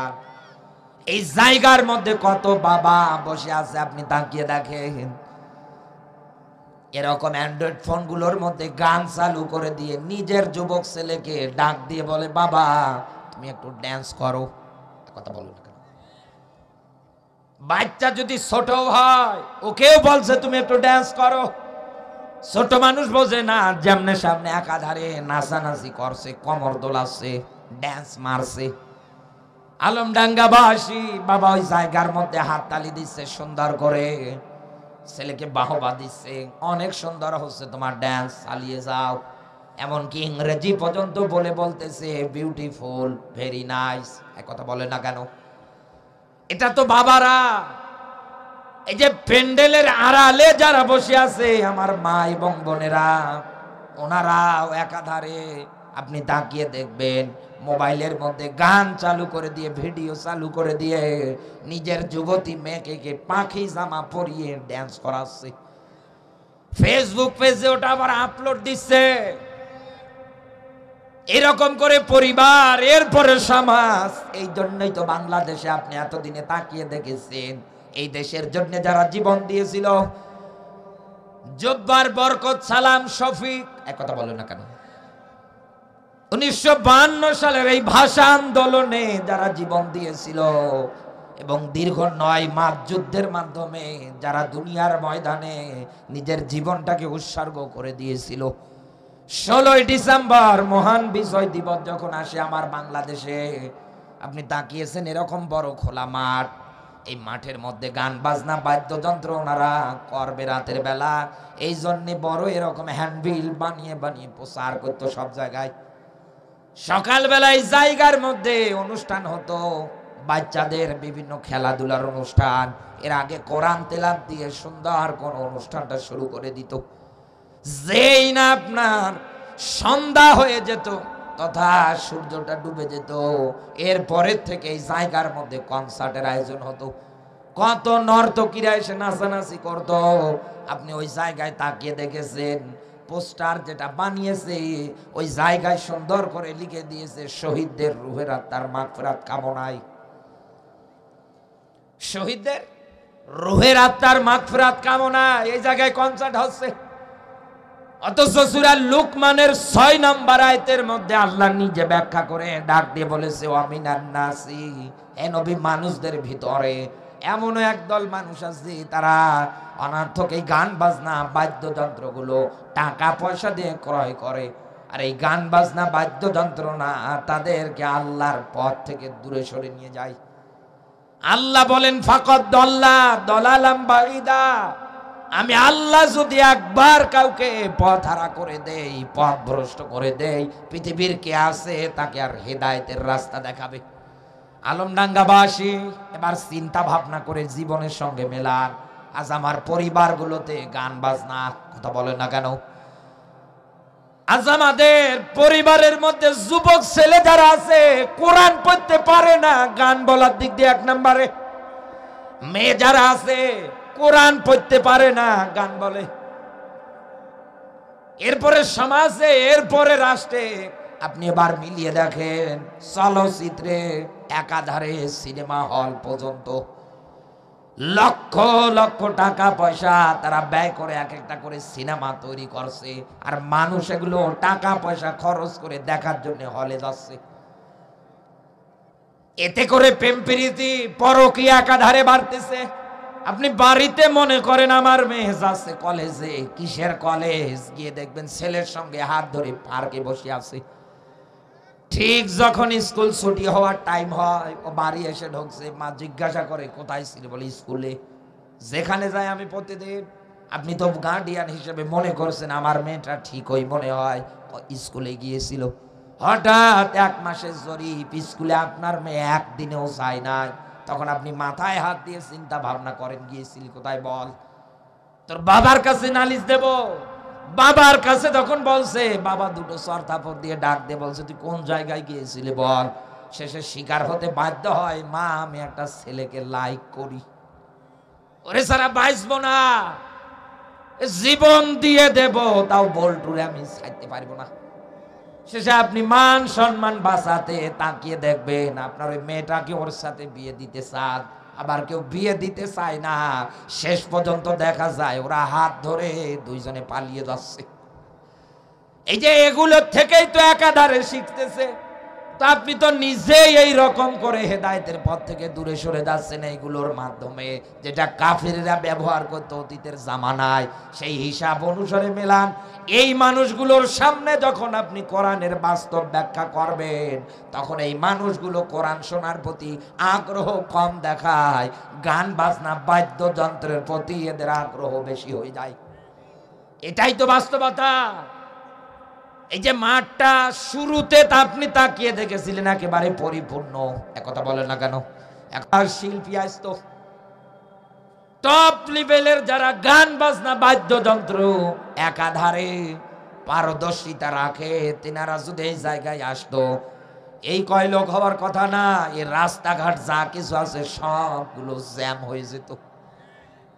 এই হিসাব করে মেলান তো, এই দুনিয়ার মানুষ যারা আছে তারা কোরআন শোনাতে অভ্যস্ত কম, তারা গান বাজনা বাদ্যযন্ত্র এটাতেই অভ্যস্ত বেশি। তার জ্বলন্ত প্রমাণ এই জায়গার মধ্যে যুবক থেকে শুরু করে বুড়ি থেকে শুরু করে একেবারে বুড়া থেকে শুরু করে মুরব্বী থেকে শুরু করে দাড়ি পর্যন্ত যাদের পেকে গিয়েছে, মোবাইল ফোনগুলো চেক করে দেখেন, মোবাইল টাচ না হলেও বাটন হলেও গান দিয়ে ভরা। তো এদের মাঝে আপনি কোরআনের ব্যাখ্যা করে হেদায়েত আনবেন কিভাবে? কেমনে এদেরকে আপনি ইসলামের পথে ফিরে আনবেন বলেন তো আমাকে? কারণ পরিবর্তন হওয়ার এদের তো কোনো মন মানসিকতাই নেই। আর আল্লাহর ব্যাখ্যা এইরকম, ফাকাদ দল্লা দলালাম বাঈদা, আমি আল্লাহ এই মানুষগুলোকে হেদায়েতের পথ থেকে দূরে সরে দেই। আল্লাহ যদি কাউকে এই কারণগুলোর জন্য হেদায়েতের পথ থেকে দূরে সরে দেয়, পৃথিবীর কে আছে তাদেরকে রাস্তা দেখাবে বলেন আমাকে? এই জন্যই তো বাংলাদেশে একদিনে 1000-এর উপরে মাহফিল হলেও এই দেশের মানুষদের আজ কোনো কাজে আসছে না। পোস্টার লাইটিং, প্যান্ডেল, মাইকিং, প্রচার যা কিছু সবগুলো একাধারে চালাচ্ছে, তারপরেও মানুষদের মধ্যে কোনো পরিবর্তন আপনি লক্ষ্য করতে পারছেন না। হবে কেমনে? আপনি তো এই কায়দার লোক। আমার এই জায়গার মধ্যে এখন আপনাকে একটা বিষয় বোঝানোর দরকার। এই আয়াতটার মূল মাস্টার মাইন্ড যিনি, তার নাম হচ্ছে আবু জাহেল। এই জায়গায় আমরা যারা বসে আছি বিবেকবান মানুষ আর জ্ঞানী মানুষ, এখানে আলেম যারা আছেন, জিজ্ঞাসা করে দেখেন আবু জাহেল কিন্তু মুসলমান না। ও কি? আরো জোরে বলেন, আরো জোরে বলেন। আবু জাহেল কাফের, এটাই ওর পরিচয়। ওর নাম ছিল আবুল হাকাম। আবু মানে পিতার, হাকাম মানে বুদ্ধির পিতা। শুধু ইসলাম আর কোরআনটা না মানার কারণে ওর নাম হয়ে গিয়েছে মূর্খের বাবা। সাধারণ প্রশ্ন আপনার মাথার মধ্যে একটাবার নেন, চিন্তা ভাবনা করেন। আপনি আমি যেমন মুসলমান, আবু জাহেল কিন্তু ওই রকম মুসলমান না, ও ছিল কাফের। ও না হয় রসুলের কোরআন প্রচারে বাধা দিয়েছে, ওর ক্ষমতা ওর চেয়ার চলে যাবে তাই। এটা তো আপনি এক্সাম্পল আকারে ধরে নিয়ে চিন্তা ভাবনা করে একটু মেনে নেন যে না বোঝার কারণে কোরআনে বাধা দিয়েছে। কিন্তু আমার এই বাংলাদেশে এত দিনে যারা দায়িত্ব পালন করেছি বা এখন পর্যন্ত সামনে ক্ষমতায় যাওয়ার জন্য যারা লাফাচ্ছে যে আমাদের সিয়ার দরকার, কত মানুষ মারা যায়, যাক মারতে হলে মারবো, কত জায়গায় বিশৃঙ্খলা তৈরি করতে হলে করব, তারপর আমাদের সিয়ার চাই। কত নেতা এখন থেকে আগাম বক্তৃতা দিয়ে বলতেছে আগামীতে দেশে কোনো মাহফিলের অনুমতি দেব না। আরে ভাই আপনি বলেন, এ কথা আমরা জানি, মনে মনে এইটা আপনি চিন্তা ভাবনাও করেন, এটাও আমরা জানি। আর আপনি যে জনসম্মুখে এই কথাটা বলবেন এটাও জানি। তা আপনি কথাটা একটু আগে বলে ফেললেন, পরে বলতে পারলেন না। আগেই সব ক্লিয়ার করে দিলেন যে আমরা গেলে আমরা তো আর মাহফিল করতে দেব না। তো হিসাব করে মেলার মানুষ আপনাদের দেখতে চাইবে, নিজের আপনি কাপড় উঠিয়ে দেখাচ্ছেন, এক কথা বলেন না কেন? তো হবে কি? আমার প্রশ্ন আপনার কাছে আবারও করছে, আবু জাহেল কিন্তু কাফের, ও না বোঝার কারণে মনে করেন কোরআনে বাধা দিয়েছে। কিন্তু এই বাংলাদেশে এই 16-17 বছরে 5ই আগস্টের আগ পর্যন্ত যারা রাজনীতি করেছে, একটা মাহফিলের আয়োজন যদি আপনি ওই সময় করতে যেতেন, বারবার আপনাকে থানায় যাওয়া লাগতো। ওসির কাছে যাও, ডিসির কাছে যাও, এসপির কাছে যাও, এলাকার মাতাব্বর যারা আছে, উপজেলা পর্যায়ের চেয়ারম্যান যারা আছে, তেনাদের হাত পাকিয়ে ধরো। বগুড়াতে মাহফিল করতে গিয়েছিলাম, ডাক দিয়ে বলছে ভাই থানা থেকে আপনার এই যে চিঠি ওয়াজের বিষয় নির্ধারণ, কেন এটা দিয়েছে? বলছে এই বিষয়গুলো নিয়ে আপনাকে কথা বলতে বলেছেন। তার 1 নাম্বারে দিয়েছে মাদক দ্রব্য। কোনো অসুবিধা নেই, মাদক নিয়ে কথা বলবো। ইন্নামাল খামরু ওয়াল মাইসির, সূরা মায়দার 90-91 নাম্বার আয়াতে আল্লাহ শয়তানের কর্মসূচি উঠিয়েছে 4টা। 1 নাম্বারে মদ, 2 নাম্বারে জুয়া, 3 নাম্বারে লটারি, 4 নাম্বারটাই হচ্ছে মূর্তি ভাস্কর্য। মনে মনে ভাবছি আজকে খেলা হবে। মদের ওয়াজ যেহেতু করতে বলেছে, আয়াতেও তো এসেছে 4টা পয়েন্ট, যেগুলো শয়তানের কাজ। আজকে শুধু মদের ওয়াজই না, পাশাপাশি আজকে মূর্তি ভাস্কর্য নিয়ে ওয়াজ হবে। শেষে আপনি ওই জায়গার মধ্যে মিলিয়ে দেখবেন, আমি হই আর যত আলেমেই হোক না কেন, যখন মদের ওয়াজ করবে বাধা দেবে না। এই কথা যখনই আপনি মুখ দিয়ে বলবেন, এই দেশে এমন একদল মানুষ আছে যারা এই দেশে আইন পাশ করতে চায়, 21 বছর হলে দেদারসে মদ পান করবেন, তাও লাইসেন্স নিয়ে। তখন বলবে হুজুর এই বলার দরকার নেই, এটা তোমার নেত্রী বলেছে। এই কথা বলে, অথচ থানা থেকে এটাই দিয়েছে। এরপরে আপনি জুয়ার কথা বলবেন, তখন অনেক মানুষ আছে রাগ দেখায়। রাগ দেখান মানে, কারণ এই দেশের গরিব ঘরের ছেলে যারা আছে ওনারা জুয়ো 100টার মধ্যে আপনি তাকাবেন মাত্র 2 জন খেলায় পারদর্শী। ম্যাক্সিমাম যারা আছে তাকাবেন ওর বাবার লক্ষ লক্ষ টাকা ওই করে এই কাজ। এই জুয়ার ওয়াজ করতে যাবেন, দেখবেন ওদের তালিকায় পাবেন। এরপরে আপনি লটারি যেটা আছে, যেটার মাধ্যমে মানুষের ভাগ্য নিয়ন্ত্রণ করা বোঝানো হচ্ছে, আর সমাজে এলাকায় বিভিন্ন জায়গায় এই ওয়াজ আপনি করবেন, ওই জায়গার মধ্যে কোনো আপনাকে কোনো কিছু বলবে না। এর পরের শব্দটাই যখন আপনি বলবেন, যারা রাস্তার মোড়ে মোড়ে মূর্তি ভাস্কর্য তৈরি করে, এই মূর্তি তো ভেঙেছিলেন নবী ইব্রাহিম, আমাদের জাতির পিতা। এক কথা বলেন না কেন? আমাদের নবী মুহাম্মদুর রাসূলুল্লাহ সাল্লাল্লাহু আলাইহি ওয়াসাল্লাম কাবা ঘর থেকে 360টা মূর্তি বের করে ফেলেছিলেন।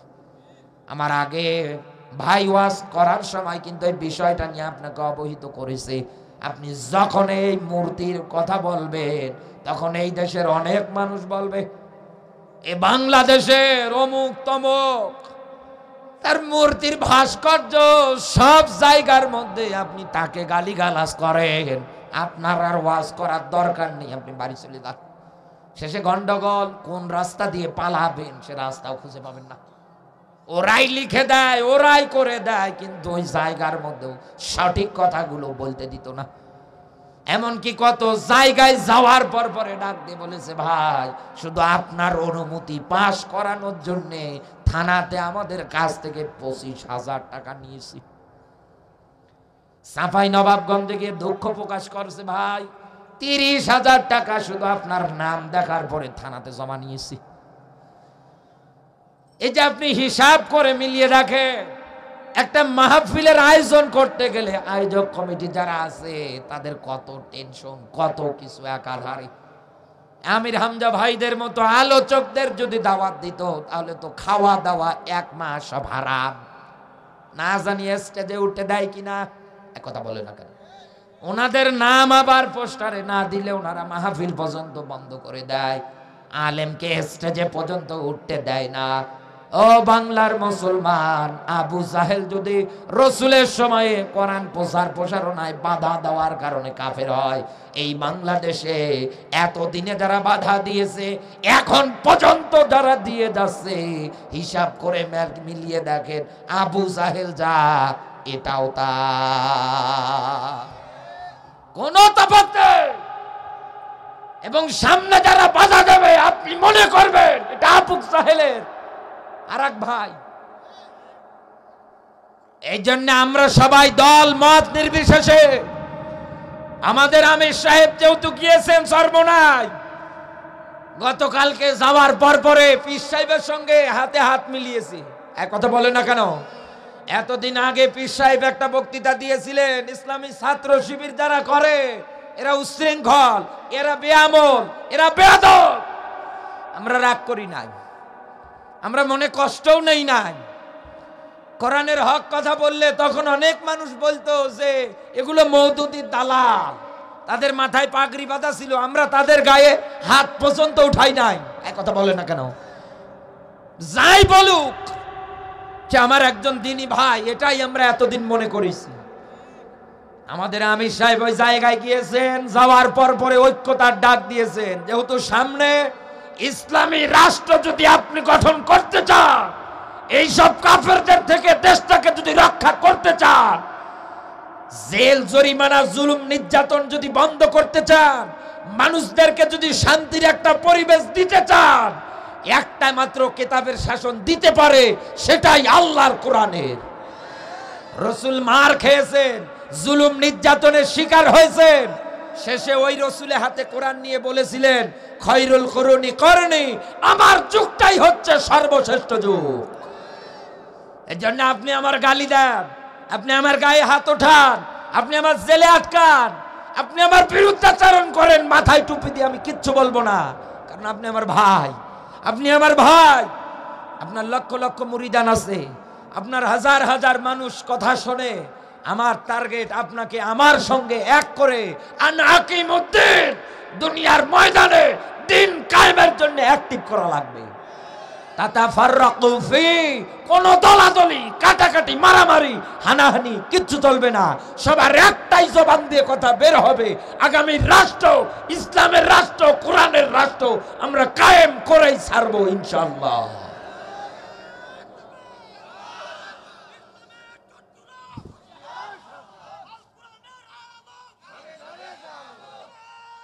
এই জন্য আমাদের সবার টার্গেট, কে কোন দল করেন দেখার বিষয় না, কে কোন বিষয় দিয়ে দুনিয়ার ময়দানে চলেন এটাও দেখার বিষয় না। আকালা ইন্নানি মিনাল মুসলিমিন, যেহেতু মুসলমান আমাদের পরিচয়, জবান দিয়েও আমরা স্বীকৃতি দেই, ন্যাশনাল আইডি কার্ডের মধ্যেও যেহেতু আছে, আদম থেকে শুরু করে নবী মুহাম্মদুর রাসূলুল্লাহ সাল্লাল্লাহু আলাইহি ওয়াসাল্লাম পর্যন্ত সবার মিশন যেহেতু একটাই ছিল, আনাকিমুদ্দিন, আমাদেরও মিশন এখন একটাই, এই দুনিয়ার ময়দানে আমরা আল্লাহর শাসন দেখতে চাই। কত মানুষ টিটকারি মারে, কত নেতারা আবার মাইক পেয়ে মন মতো বক্তব্য দেয়। টুপিওয়ালার বিরুদ্ধে বলা সহজ, টুপিওয়ালা হওয়া কঠিন। একজন আলেমকে অপমান করা সহজ, আলেম হওয়া কঠিন। একজন আলেম পানি খেয়ে হয় না, কোরআনের ব্যাখ্যা বিশ্লেষণ এমনি তার অন্তরে কলবে আসে না। কত সাধনা, কত ত্যাগ, মা বাবা ছেড়ে কোথায় বাড়ি আপনার নীলফামারী রংপুর বিভাগে পড়ে আছে আপনাদের এই যশোরে, কথা বলে না কেন? শুধু জ্ঞান অর্জনের জন্য। মা মাঝে মাঝে ফোন দিয়ে বলে বাড়ি চলে আয়, পায়েস রান্না করবো আমি তোর জন্য, তুই যা পছন্দ করিস তাই খাওয়াবো, আয়। ছেলে ডাক দিয়ে বলছে মা কি দিয়ে ভাত রেঁধেছো? মা ডাক দিয়ে বলছে তোর পছন্দের খাবার। ছেলের একটাবারও কি মনে চায় না যে আমি বাড়ি থাকলে মা আমার পছন্দের খাবার রান্না করে, অথচ ওইটাই করেছে।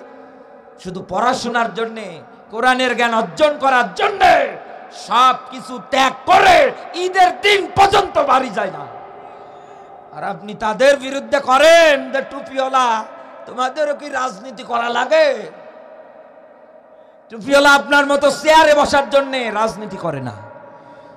আপনি চেয়ারে বসবে, লক্ষ লক্ষ টাকা ইনকাম করবেন, নিজের বউকে 1 মাসে 7 বার বিউটি পার্লারে পাঠাবেন, টুপিওয়ালার চিন্তা এটা না। এই কথা বলে, টুপিওয়ালার চিন্তা ওমা লাকুম লা তুকাতিলুনা ফি সাবিলিল্লাহ, কি হলো তোমাদের? কেন লড়াই করো না? কেন সংগ্রাম করো না? কত বিদ্যা অসহায় আবাল নারী পুরুষগুলো জালেমের জুলুম সহ্য করতে না পারে জেলখানায় পড়ে পড়ে কাঁদছে আর ডাক দিয়ে বলতেছে রব্বানা আখরিজনা মিন হাযিহিল ক্বরিয়াতি যালিমি আহলুহা। রব্বানা, হে আমাদের রব, তোমার কাছে আরজি।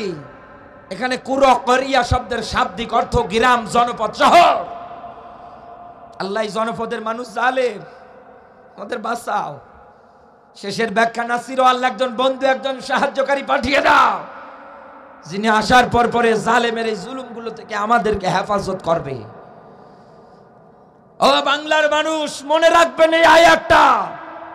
যারা আপনাকে গালি দেবে এবং বলবে, টুপিওয়ালারা কোরআন পড়বে, কোরআন দিয়ে নামাজ পড়াবে, খতম তারাবি, সূরা তারাবি, এগুলো হাবিজাবি যা কিছু আছে করবে, এ কোরআন দিয়ে আবার দেশ চালানোর কি দরকার? এ কোরআন আবার সংসদে নিয়ে যাওয়ার কি দরকার? এই টুপিওয়ালাদের আবার মাঠে ময়দানে মিছিল মিটিং সংগঠন করার কি দরকার? কারণ ডক্টর শফিকুর রহমান স্যারের একটা করে সম্মেলনে যে পরিমাণ লোক হয়, মাথায় নষ্ট।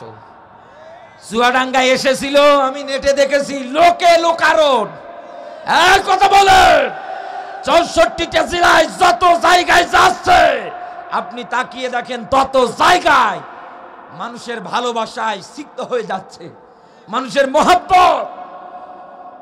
একটা জিনিস আপনি মনে রাখবেন, এই মানুষগুলোর ভালোবাসা এমনি আল্লাহ দুনিয়ায় বাড়িয়ে দেয় নাই, কারণ এই মানুষগুলো দুনিয়ায় জেল খেটেছে, ফাঁসির দড়ি গলায় অবধি পর্যন্ত নিয়ে একটাই চিন্তা করেছে, আমার রাজনীতি, আমার কোরআনের বিধান দিয়ে দেশ চালানোর চিন্তা ভাবনা একটাই, মাজলুম মানুষদের অধিকার আদায়। কোন মানুষের উপরে যেন জুলুম না হয়। কার বাবা রিক্সা চালায় আর ভ্যান চালায় কোনো দেখার বিষয় না, সবাই যেন তাদের যোগ্যতা অনুযায়ী যোগ্যতা জায়গায় যেতে পারে। একথা বলে না কেন? বাংলাদেশে তাকান, এতদিনে কত মানুষ প্রভাব খাটিয়ে বেড়াতো একাধারে। আমার এলাকায় একটা চেয়ারম্যান ছিল তোফায়েল আহমেদ, লক্ষ লক্ষ টাকা শুধু চাকরি দেবে বলে হাতিয়ে নিয়েছে মানুষের কাছ থেকে। শুধু কি একটা জায়গার শেষে উপজেলা চেয়ারম্যান নির্বাচনে হেরে গিয়ে যিনি নতুন করে নির্বাচিত হয়েছে, একটা মেয়ে মানুষ, ওরে মারামারি পিটনি, শেষে ওই জায়গায় কি বিশৃঙ্খলা অবস্থা আপনারা হয়তো নেটে দেখেছেন। একটা জিনিস আমি পরিষ্কার করে বলতে দিতে চাই, যারা আজ বলেন টুপিওয়ালা আপনাদের কি রাজনীতি করা দরকার, ক্ষমতায় যাওয়া দরকার, আমি বলবো হ্যাঁ, আপনার চাইতে আমাদের বেশি দেওয়া দরকার। 80 বছরের বুড়ি মহিলা পর্যন্ত আপনাদের কাছে নিরাপদ না। এই কথা বলে না কেন? আরে এই দেশে যারা কোরআনের রাষ্ট্র গঠন করতে চায়, আপনি লক্ষ লক্ষ টাকা তাদের কাছে আমানত দেন, 1 টাকাও তারা খরচ করবে না। একজন জামাত ইসলামী লোক আর একজন জামাত ইসলামের ভাইয়ের ভালোবাসা দেখেন, মোহাব্বত দেখেন, কি মনে হয় নিজের ভাই। একজন ছাত্র শিবিরের ছেলে আর একজন ছাত্র শিবিরের ছেলের প্রতি তাকিয়ে দেখে, কলিজা দিয়ে ভালোবাসে। এক কথা বলে না কেন? এই জন্য এত মিছিল, এত মিটিং, এত সমাবেশ, কোন জায়গার মধ্যে মারামারি হয় না, আর আপনাদের বিরিয়ানি নিয়ে আগে মারামারি। এত কিছু গঠন হচ্ছে, কই কোনো তো মারামারি নাই, কোনো তো রিপোর্টার বলতে পারে নাই যে এনারা মাথা ফাটিয়েছে, এনারা হত্যা করে ফেলেছে। না, আপনাদের এত মারামারি কেন? তার মানে এখান থেকেই দেশের মানুষ পরিষ্কার বুঝেছে, চাচা এরশাদের শাসন দেখেছি, বুড়ি শয়তানের শাসনও দেখেছি, আরো একজন ম্যাডাম তারও শাসন দেখেছি। আমরা কোরআনের শাসন দেখতে চাই। এই জন্যই মানুষ এখন দল মত নির্বিশেষে একটাই বার্তা, আগামীর দেশ কোরআনের রাষ্ট্র কায়েম হয়েই যাবে। এই আয়াত অনুসারে বলছিলাম, মাজলুম মানুষদের অধিকার আদায়ের জন্য তারা চেষ্টা চালায়। এর জন্য তো মানুষ তাদের কলিজা দিয়ে ভালোবাসে। একজনের ছেলে রিক্সা চালায়, একজনের ছেলে মনে করেন রিক্সা চালায়, রিক্সাও চালায়, প্রায় আপনার পড়াশোনাও চালাচ্ছে। আছে না এরকম ছেলে? আছে না? হোটেলের মেসিয়ার বয়, তারপরেও পড়াশোনা করছে যেন আমি ভালো একটা জায়গায় যেতে পারি। বাবা বলছে আমি রক্ত বিক্রি করে হলেও তোরে পড়াবো, চেষ্টা চালাচ্ছে। এই ছেলেটা যখন যোগ্যতা সম্পূর্ণ হয়ে অনার্স মাস্টারি যা কিছু আছে সবগুলো কমপ্লিট করে একটা চাকরির ভাইবার জন্য গিয়েছে, ভাইবা বোর্ডে গিয়ে তাকিয়ে দেখছে চেয়ারে যারা বসে আছে প্রশ্ন জিজ্ঞাসা করা মাত্রই ও বলে দিতে পারছে। যা প্রশ্ন করেছে 5 মিনিট 2 মিনিট 3 মিনিটে যতটুকু ওকে প্রশ্ন করেছে উত্তর দিয়েছে। ডাক দিয়ে বলেছে বায়োডাটা দাও, হাতে নিয়ে তাকিয়ে দেখছে রেজাল্ট ভালো। একটা পর্যায়ে ওই জায়গায় উপস্থিত যারা আছে তারা ডাক দিয়ে বলছে তুমি এই জায়গা পর্যন্ত আসতে কি কোনো লোক ধরেছো? বলে না, আমি কোন লোকের হাত পা ধরে এত দূর আসি নাই। তো আসলে কেমনে? বলে এই জায়গা পর্যন্ত আমি এসেছি শুধু নিজের মেধা নিজের যোগ্যতায়। ও আলমডাঙ্গার মুসলমানেরা, ওই জায়গার মধ্যে ওকে ডাক দিয়ে বলবে বাবা তুমি যাও, আমরা দেখতেছি। ওর পরে যে ঢুকেছে ও ম্যাজিস্ট্রেট হোক, ইউনিয়ন পর্যায়ের উপজেলা পর্যায়ের চেয়ারম্যান হোক, তাকে 18 লাখ 20 লাখ টাকা দিয়ে এই পর্যন্ত এসেছে। একথা বলেন না কেন? প্রশ্ন একটাও করছে না, সহজ 2-1টা প্রশ্ন করে ওকে ওই জায়গা থেকে ছেড়ে দিয়েছে। রেজাল্ট যেদিন বের হলো চাকরির, তাকিয়ে দেখছে এর চাকরি হয়েছে আর এই ছেলেটার চাকরি হয় নাই। মিষ্টির কার্টুন হাতে নিয়ে সব জায়গায় বিলি করে বেড়াচ্ছে, আমার বড় পদে অমুক জায়গায় অমুক স্থানে চাকরি হয়েছে। অথচ চাকরি পাওয়ার জন্য কোনো যোগ্যতা এর নেই। একথা বলে না কেন? শুধু টাকার কাছে এত দূর পর্যন্ত এগিয়ে যেতে পেরেছি। এই দুনিয়ার ময়দানে টুপিওয়ালারা চায় আগামীতে এই ঘুষ নামক ব্যবস্থা কেউ যেন কোথাও চালু করতে না পারে। মেধা যার হবে তারই কেবল চাকরি হবে। কারণ আল্লাহর কোরআন জানিয়েছে দুনিয়ার ময়দানে জালেম যারা হবে ইজ্জাত আহলিহা, সম্মানিত মানুষদের ধরবে আর অপমান করবে। চোখ খুললেই তো টুপিওয়ালার সামনে কোরআনের আয়াতটা ভাসে, আপনি পড়েন না, আপনার চোখের সামনে আসবে কি করে? কোন জায়গার মধ্যে তারা আল্লাহর আইনগুলো রাখবে না, সব জায়গার মধ্যে আল্লাহর আইনগুলো একটা একটা করে উঠিয়ে দেবে। নিজেও আল্লাহর আইন মানবে না, অন্য আরেকজনকে মানতে দেবে না।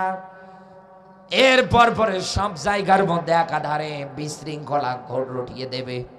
আলমডাঙ্গাবাসী, এই জন্য আমি আপনাকে আহ্বান করে গেলাম, এই দুনিয়ার ময়দানে কোনো কাফের কোনো বেঈমান এদের সঙ্গে আমাদের কোনো আপোষ হবে? আরো জোরে বলেন, আগামীর রাষ্ট্রে আমরা কোরআনের শাসন দেখতে কারা কারা রাজি? দুটি হাত তুলে আল্লাহকে দেখিয়ে দেয়।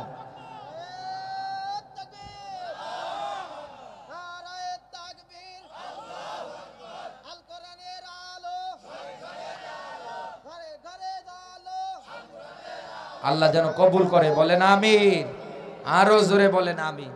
আমি কাফারু শব্দ নিয়ে আপনাকে এতক্ষণ যাবত কথা বলেছি। কাফের কারা চিনেছেন তো? চিনেছেন?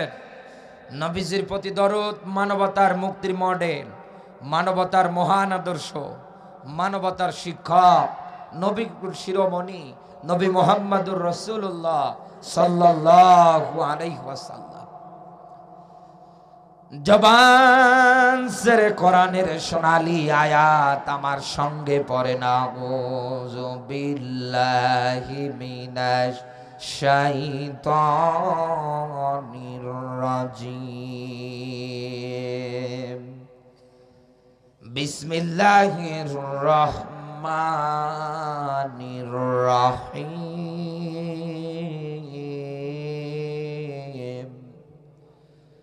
ওয়ানযির আশীরাতাকাল আকরাবিন।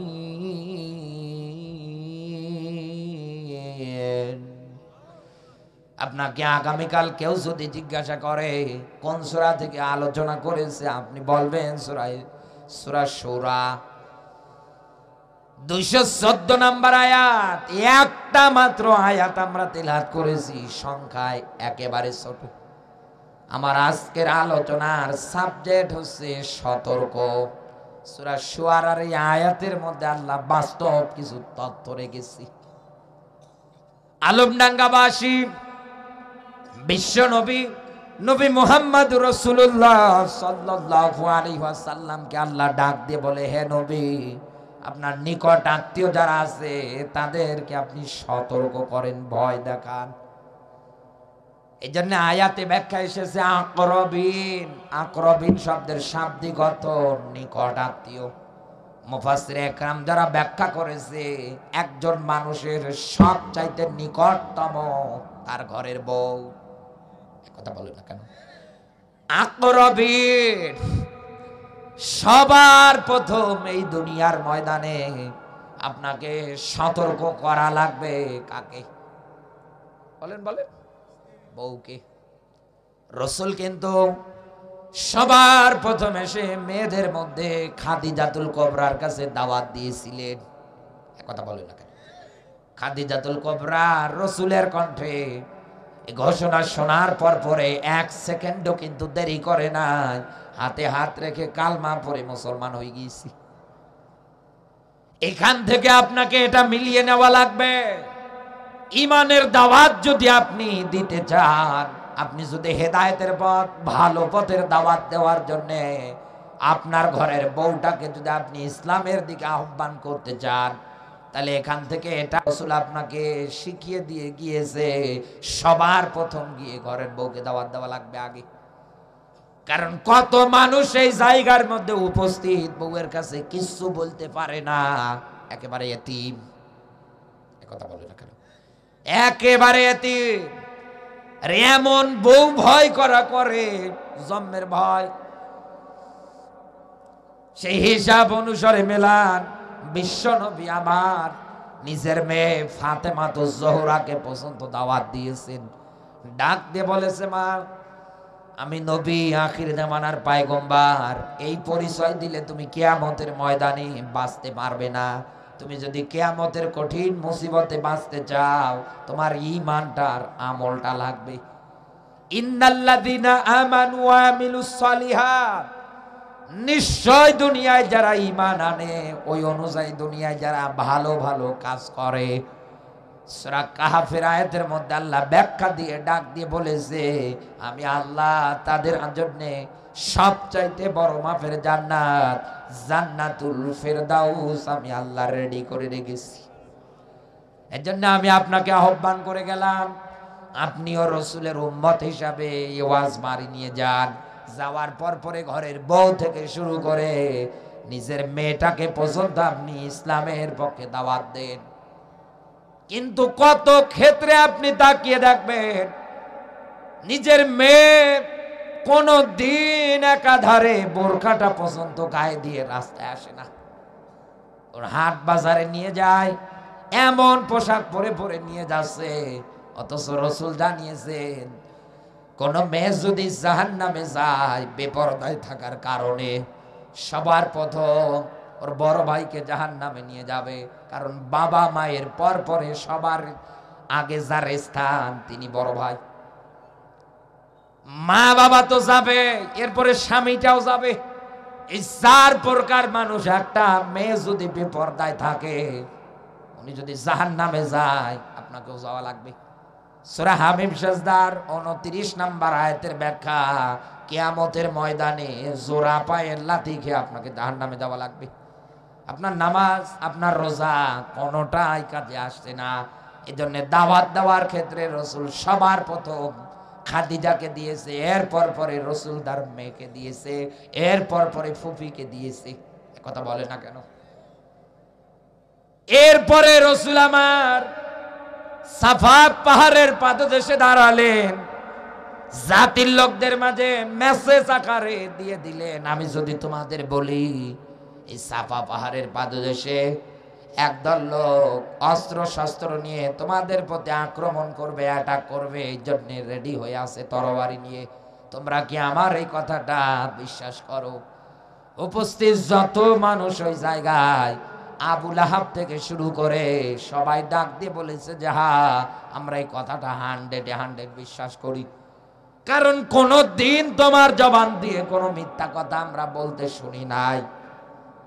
তুমি কারো আমানতের খেয়ানত করো নাই, তুমি কোনোদিন কোনো মানুষকে কষ্ট পর্যন্ত দাও নাই।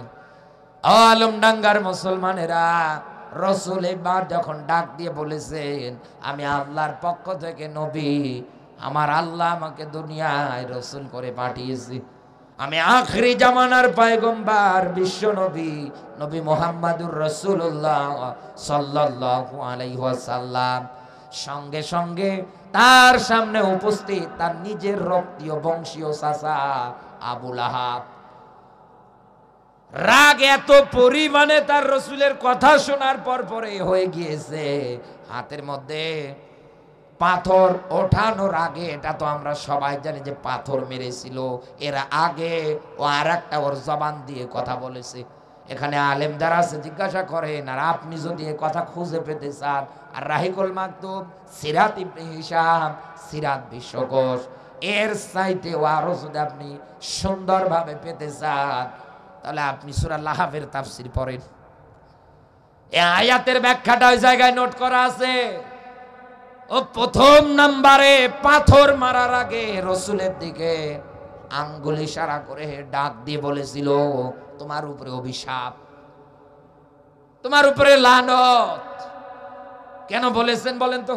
শুধু দিনের দাওয়াতের ঘোষণা দেওয়ার কারণে আমি এসেছি তোমাদের জাহান্নাম থেকে বাঁচানোর জন্য। আমি তো রাসূল, আমি তো নবী, আমার আগে ওই রকম নবী রাসূল দুনিয়ায় এসেছিল।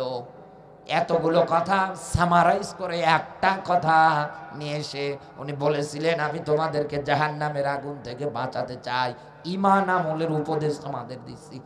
এ কথা শোনার পর পরে নিজের চাচা ডাক দিয়ে বলেছে, ভাতিজা, এ কথাটা বলার জন্যই কি এই জায়গায় ডেকেছো?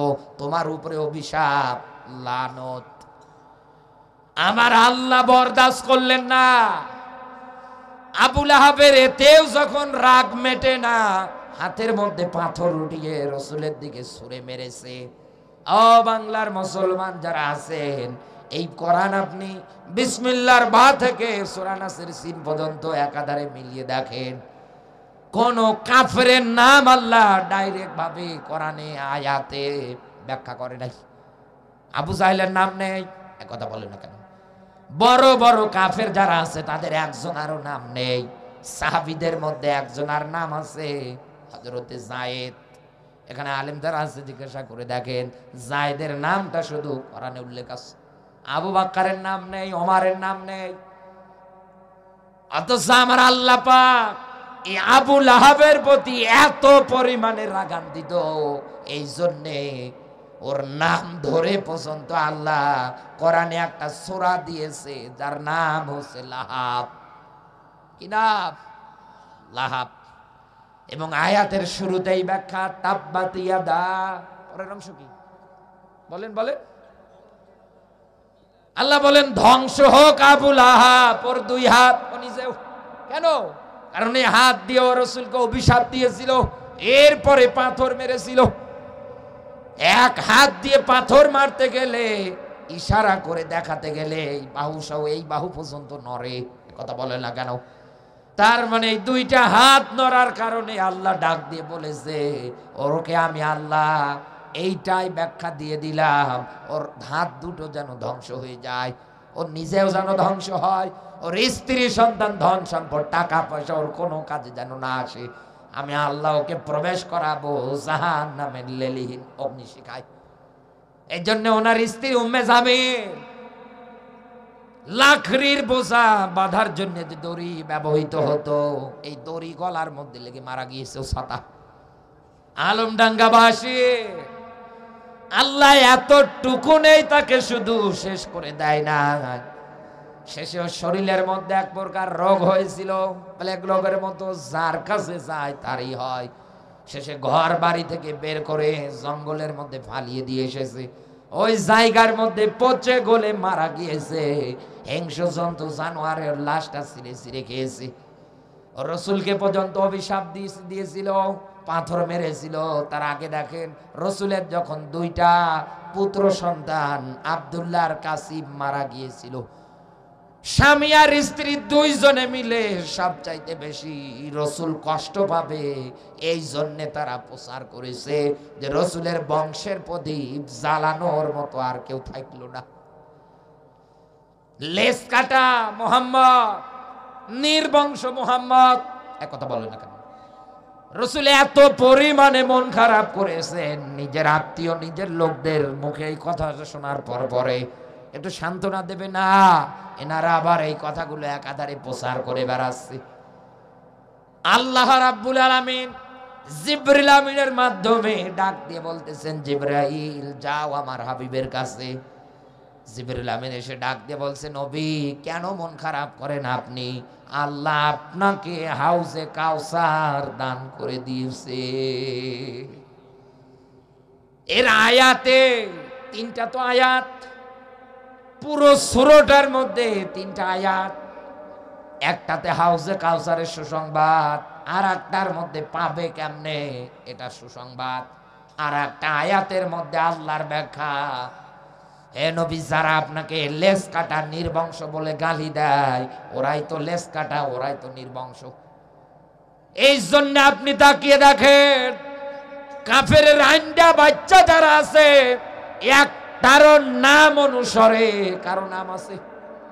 বলেন, আবু জাহেলের নামে কারো নাম আছে?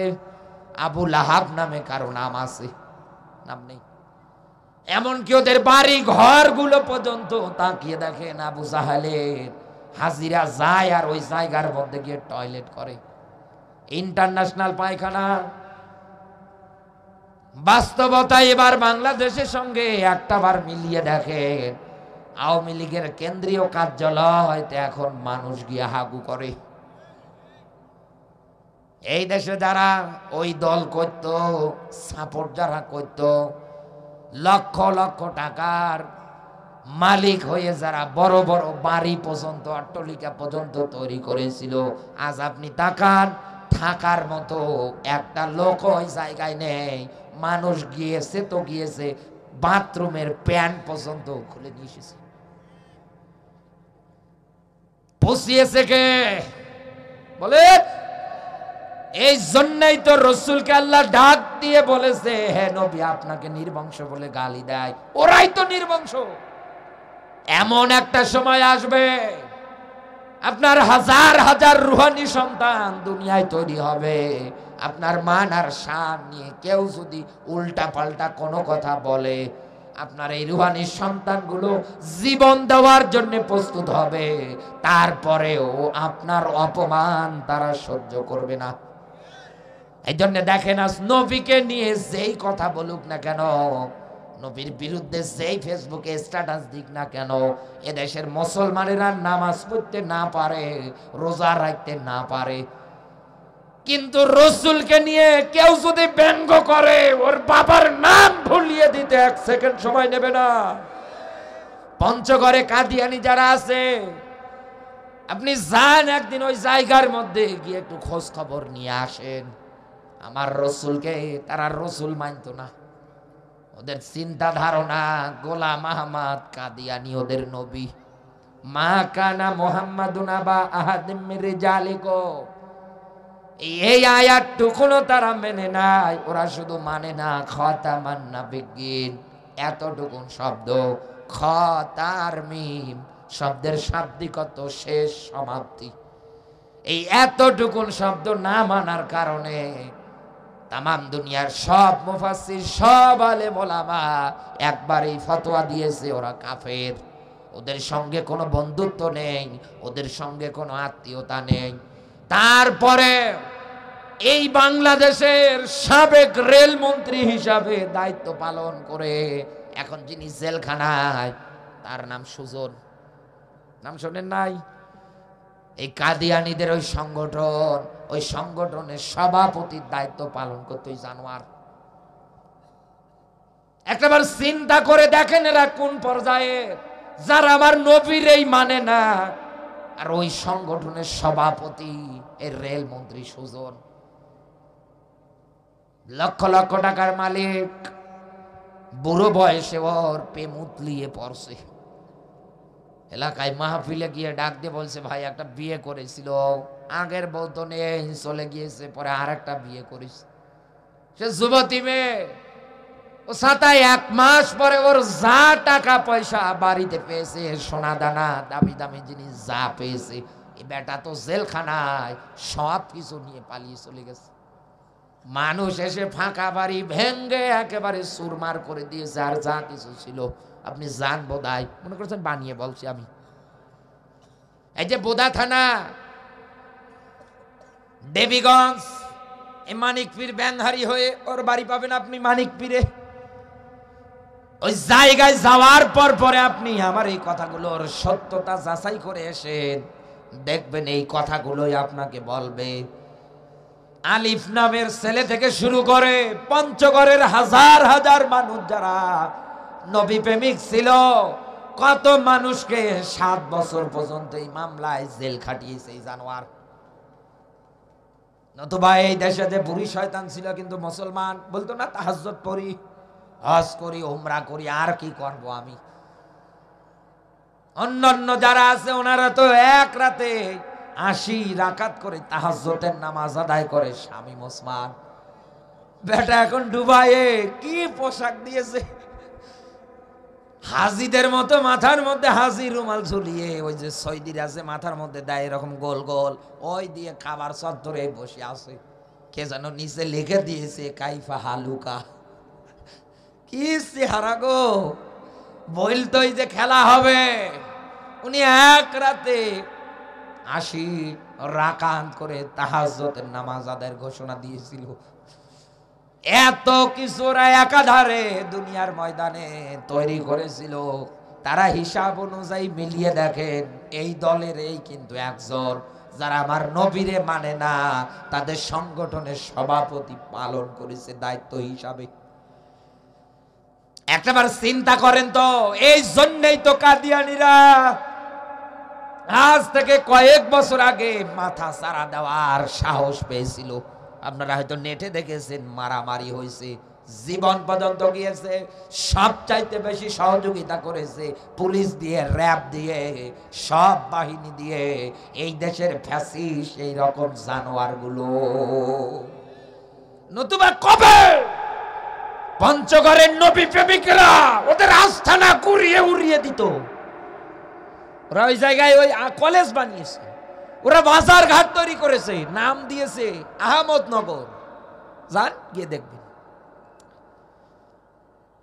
ও বাংলার মুসলমান যারা আছেন, আয়াত থেকে আমি আপনাকে এটাই সতর্ক করে যাচ্ছি, বিশ্ব নবীর দিকে অভিশাপ আর পাথর মারা একটাও যদি আল্লাহ বরদাস্ত না করে, আল উলামা রাসাতুল আম্বিয়া, রসুল জানিয়েছেন আমার পরে নাইবে নবী তারা, দুনিয়ায় যারা আলেম, আজ যারা বেয়াদবি করেন, আজ যারা উল্টা পাল্টা কাজ করেন, আজ যারা ধর্ম ব্যবসায়ী পর্যন্ত বলে গালি দেন, আমি আপনাদের বলে যাচ্ছি আবু লাহাবের, আবু জাহেলের যা পরিণতি হয়েছে আপনারও তাই হবে। এতদিনে যারা আলেমদের উপরে নির্যাতন চালিয়েছে তাদের মৃত্যুগুলো দেখবেন। এই জন্যই তো মাহফিলে আপনাকে আমি মেসেজ দেই, জালেমের তালিকায় নাম লেখাতে যাইয়েন না, সামনে মারা যাওয়ার পরে পড়ে থাকবেন, জানাজা দেওয়ার মতো একটা হুজুর খুঁজে পাবেন না। এই জন্যই তো আমি আপনাকে বলি, কেউ আপনার জানাজা পড়ানোর জন্য রাজি হবে না। কুকুর শিয়াল দিয়ে, হিংস্র জানোয়ার দিয়ে আপনার লাশ খাওয়ানো হবে। আপনার ছেলে মেয়ে কান্না করবে, তারপরেও কোনো লাভ হবে না। কারণ এমন সন্তান দুনিয়ায় তৈরি করেছেন, ও তো জানাজার নামাজের পড়ানোর কোনো নিয়মই জানে না। ও যদি পারলে তো একা পড়াক, এক কথা বলবে না কেন? আর এটা তোর ফরজ না, ফরজে কিফায়া, কয়েকজন মিলে আদায় করে নিলেই হয়ে যায়। কিন্তু আমরা জানি বিয়ে করতে গেলে হুজুর লাগে, বাড়িতে মিলাদ দিতে গেলে হুজুর লাগে। আপনি যদি রাস্তা দিয়ে একা চলতে ভয়ও খেয়ে যান, দৌড়ে আসেন হাতে একটা গ্লাস নিয়ে পানি সহ হুজুরের কাছে, হুজুর একটু ফু দিয়ে দেয়। বাড়িতে আমি সহকারে আমার ওয়াইফ, আমার ছোট বাচ্চাটাও কাঁদছে, একটু ফু দেয়। এই জায়গার মধ্যে হুজুর লাগে, মানুষ মারা গেলেও হুজুর লাগে। এই হিসাব অনুসারে বলছি, আলেমদের নিয়ে উল্টা পাল্টা কথা বলবেন না। এমনি কিন্তু এক পা কবরে, কখন যে মারা যাবে জানেন না। শেষে দেখবেন মারা যাওয়ার পরে পরে থাকবেন, জানাজা দেওয়ার মতো কোনো হুজুর যাবে না। পড়ান, আপনি নিজের জানাজা নিজেই পড়ান। সম্মানিত মায়েরা যারা এসেছেন, আমি আপনাদেরকে মেসেজ দিয়ে যাচ্ছি, যেহেতু কষ্ট করে এসেছেন। 6 জন শ্রেষ্ঠ নারী 6টা গুণের কারণে তারা দুনিয়ায় শ্রেষ্ঠত্ব তালিকায় ছিলেন। তার 1 নম্বরে হচ্ছেন বিশ্ব নবীর প্রথম স্ত্রী খাদিজাতুল কুবরা, ত্যাগ স্বীকার করার কারণে। 2 নম্বরে পয়গম্বর হযরত আইয়ুব আলাইহিস সালাতু ওয়াস সালামের স্ত্রী বিবি রহিমা, স্বামীর খেদমত করার কারণে। 3 নম্বরে বিবি মারিয়াম, ঈসা রুহুল্লাহর মা, তার গুণ ছিল সে পবিত্র নারী। একথা বলে না কেন? বাচ্চা কোলে নিয়ে যখন যাচ্ছে, লোকজন ডাক দিয়ে বলছে, মারিয়াম বিয়ে হয় নাই, বাচ্চা আসলো কোথা থেকে? তাও আবার একেবারে ছোট দুধের বাচ্চা। হযরতে মারিয়াম ডাক দিয়ে বলছে, এই বাচ্চাকে জিজ্ঞাসা করো, নিজের পরিচয় নিজেই বলবে। ইহুদি খ্রিস্টানেরা ডাক দিয়ে বলছে, মারিয়াম এ বাচ্চা কোনোদিন কথা বলে? এ তো দুধের শিশু, তুমি কি আমাদের সঙ্গে ঠাট্টা করো, ইয়ার কি করো? বলে না, বলো, বলবি। ডাক দিয়ে বলছে, তোমার পরিচয় বলো তো।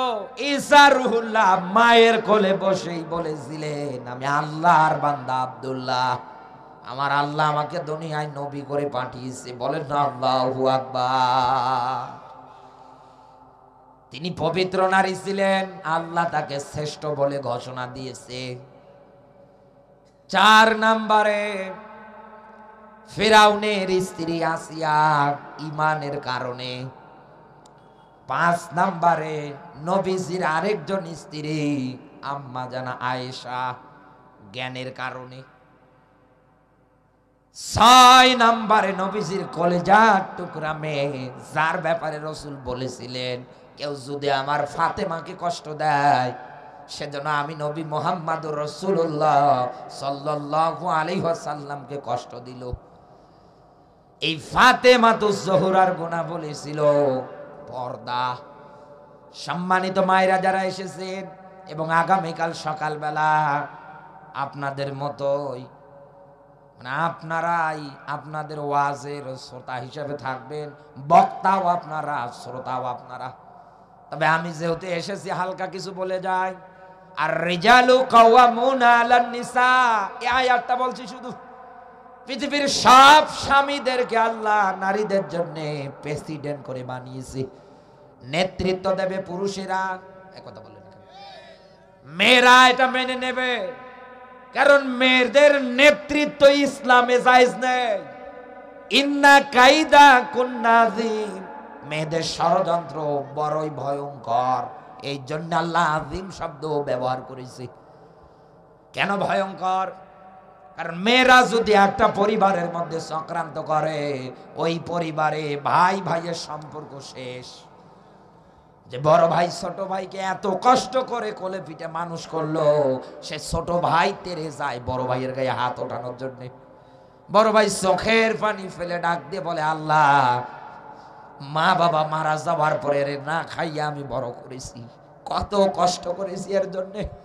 আর আজকে বিয়ে করার পরে বিয়ে 6 মাস না যেতে আমার গায়ে হাত ওঠাতে আসে, এ আলাদা সংসার করে খাবে। একটা ভাইয়ের সম্পর্ক নষ্ট হওয়ার পিছনে একটা মেয়ে মানুষ, মা বাবা থেকে সন্তান আলাদা হওয়ার ক্ষেত্রে ষড়যন্ত্রের তালিকায় একটা মেয়ে মানুষই যথেষ্ট। নিজের রক্তীয় বোনের সঙ্গে সম্পর্ক নষ্ট হওয়ার ক্ষেত্রে একটা মেয়ে মানুষই যথেষ্ট। একটাবার চিন্তা করেন তো, একটা পরিবারের মধ্যে মেয়েদের চক্রান্ত হওয়ার কারণে যদি ভাই ভাই সম্পর্ক আলাদা, বোন আলাদা, মা বাবা আলাদা, সেই হিসাব অনুসারে মেলা একবার যদি এনাদের সংসদে চেয়ারে বসানো হয়, এ দেশে তো জাহান্নামের আগুন দাউ দাউ করে জ্বলবে। এই জন্যই তো এতদিন এই বুড়ি শয়তান নেতৃত্ব দিয়েছে, আর দেশে শুধু আগুন জ্বলেছে। এই জন্য সরকারও চালাক, 2টা জায়গায় এদের কোনোদিন কোনোভাবে নিয়োগ দেয় না। এক ফায়ার সার্ভিসের চাকরিতে কেন? কারণ এরা আগুন জ্বালাতে পারে, ও কোনোদিন নেভাতে পারে না। কত যুবক দেখবেন প্রেমে ছ্যাঁকা খাওয়ার পরে গান বলে, জ্বালাইয়া গেলা বুকের আগুন নেভায় গেলে না, জ্বলছে আগুন। শেষে বড় গাঁজাখোর হয়ে বসে আছে, আর একদিন ফেন্সিডিল খাচ্ছে, আর একদিন ডাইল খাচ্ছে, এই কথা বলে একেবারে শেষ। এই জন্য মায়েরা যারা আছেন, আপনার স্বামী নেতৃত্ব দেবে আর আপনি মানবে, এটা ইসলাম সাপোর্ট করে। কিন্তু আপনি নেতৃত্ব দেবেন, আপনার স্বামী মানবে, এটা সাপোর্ট করে না। কারণ ডক্টর ইউনূস যেমন প্রেসিডেন্ট, সুপ্রিম কোর্ট থেকে একটা বিচার বিভাগ থেকে যদি একবার বাংলাদেশের সবচাইতে বড় আদালত সুপ্রিম কোর্ট, ওই জায়গা থেকে যদি কারো বিরুদ্ধে কোনো রায় আসে, ও বলতে পারবে না রায় আমি মানি না, বললেই ওর রাষ্ট্রদ্রোহী মামলা হবে। ডক্টর ইউনূস একবার যদি ওখান থেকে একটা রায়, একটা বিল পাশ করে দেয়, এটা বাংলাদেশের মানুষদের মানাই লাগবে, এর রায় অমান্য করতে পারবে না। ঠিক তেমনি ডক্টর ইউনূস যেমন প্রেসিডেন্ট, তার চাইতেও বড় প্রেসিডেন্ট আপনার ঘরের স্বামী আপনার জন্য।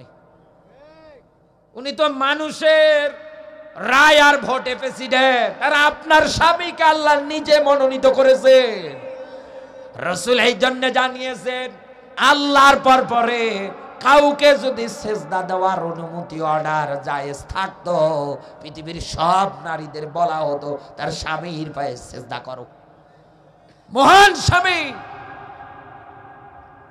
সম্মানিত মায়েরা যারা আছে, কিন্তু আপনারা তা করেন না। হাটে বাজারে তাকালে দেখতে পাওয়া যায় ভ্যানিটি ব্যাগ আপনার ঘাড়ে, বাচ্চাটা দিয়েছে স্বামীর কোলে, উনি আগে যাচ্ছে হাই হিল পরে হর হর করে, পিছনে ইনি বাচ্চা কোলে নিয়ে যায়, মনে হয় আগেরটা মিস্ত্রি পিছনেরটা জোগাইলে। কি করেন মায়েরা? স্বামীর সম্মান বলতে আপনি কিছু রাখলেন, আপনি স্বামীকে সম্মান করেন, শ্রদ্ধা করেন। হুন্না লিবাসুল লাকুম ওয়া আনতুম লিবাসুল লাহুন্না, কারণ আপনি আর আপনার স্বামী দুইজনের পোশাক পরিচ্ছেদ। পোশাক যেমন মানুষের সম্মান বাড়ায়, ঠিক তেমনি আপনি আপনার কাজে কর্মে কথাবার্তায় কোনোদিন কোন আপনার স্বামীকে অপমান করবেন না। এখানে স্বামী যারা আছে, নিজের ঘরের বউকেও আপনি কোনোদিন কারো সামনে ছোট করবেন না। বউ বউয়ের জায়গায়, মা মায়ের জায়গায়, বাবা বাবার জায়গায়, ভাই ভাইয়ের জায়গায় আপনি গার্ডিয়ান হিসাবে যতটুকুন পারেন বউয়ের হক থেকে শুরু করে যার যার হক আছে আপনি আদায় করে দেন। কিন্তু আমরা পুরুষ মানুষেরা বড় বিপদে। আরে ভাই, বিয়ে করার পরে যদি মায়ের সঙ্গে একটু বেশি সম্পর্ক থাকে, তখন মানুষ বলে, তথা শ্বশুর বাড়ির লোকজন বলে, দেখ মাও পাগলা। ফোন করে ডাক দিয়ে বলে, ওগো মা, কার সাথে বিয়ে দিলে? এ তো মাও পাগলা, মা ছাড়া কিছু বোঝে না। এদিকে যদি বউয়ের আসলের তলে আসে, তথা বউয়ের সঙ্গে যদি ভালো সম্পর্ক রাখে, তখন আমার বাড়ির লোক বলে, দেখ বউ পাগলা। আচ্ছা যন্ত্রণা। মায়ের কাছে গেলে বলে মাও পাগলা, বউয়ের কাছে গেলে বলে বউ পাগলা। তো ইনি করবে কি, যাবে কোন দিকে?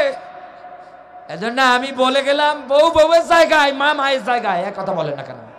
বউয়ের জায়গা থেকে বউয়ের জন্য একটা হকও নষ্ট না হয়, মায়ের জায়গায় মা, আপনার দ্বারা যেন মায়েরও একটা হক নষ্ট না হয়। বাবার জায়গায় বাবা, এরকম করে দেখেন, সবার মাঝে সমঝোতা, দেখবেন আপনার পরিবারটা মিনি জান্নাত হবে। নতুবা আপনি যদি ওই একমুখী শ্বশুর বাড়ির কথা শোনেন, আব্বা আব্বা বলে শ্বশুরকে ডাকতে ডাকতে ফানা তলিয়ে দেয়, নিজের বাবার একদিনও ডাকেন না, হলো কথাই কয় না গো। আমার বন্ধুরা, এই জন্য আমি আহ্বান করে গেলাম মায়েদের, এই 6 জন নারী 6টা গুণের কারণে শ্রেষ্ঠ, আল্লাহ এনাদেরকে জান্নাতেই দেবে। একথা বলে না কেন? এই জন্য আমিও আহ্বান করছি, আপনিও যদি জান্নাতে যেতে চান এই গুণগুলো অর্জন করেন। এখন আপনি যদি বলেন যে হুজুর না আমি জান্নাতে যাবো, তো যান, আমার নিষেধ নাই। আল্লাহ আমাকে আলোচনা বোঝার, আপনাদেরকে বোঝার যেন তৌফিক দান করে, বলেন আমিন।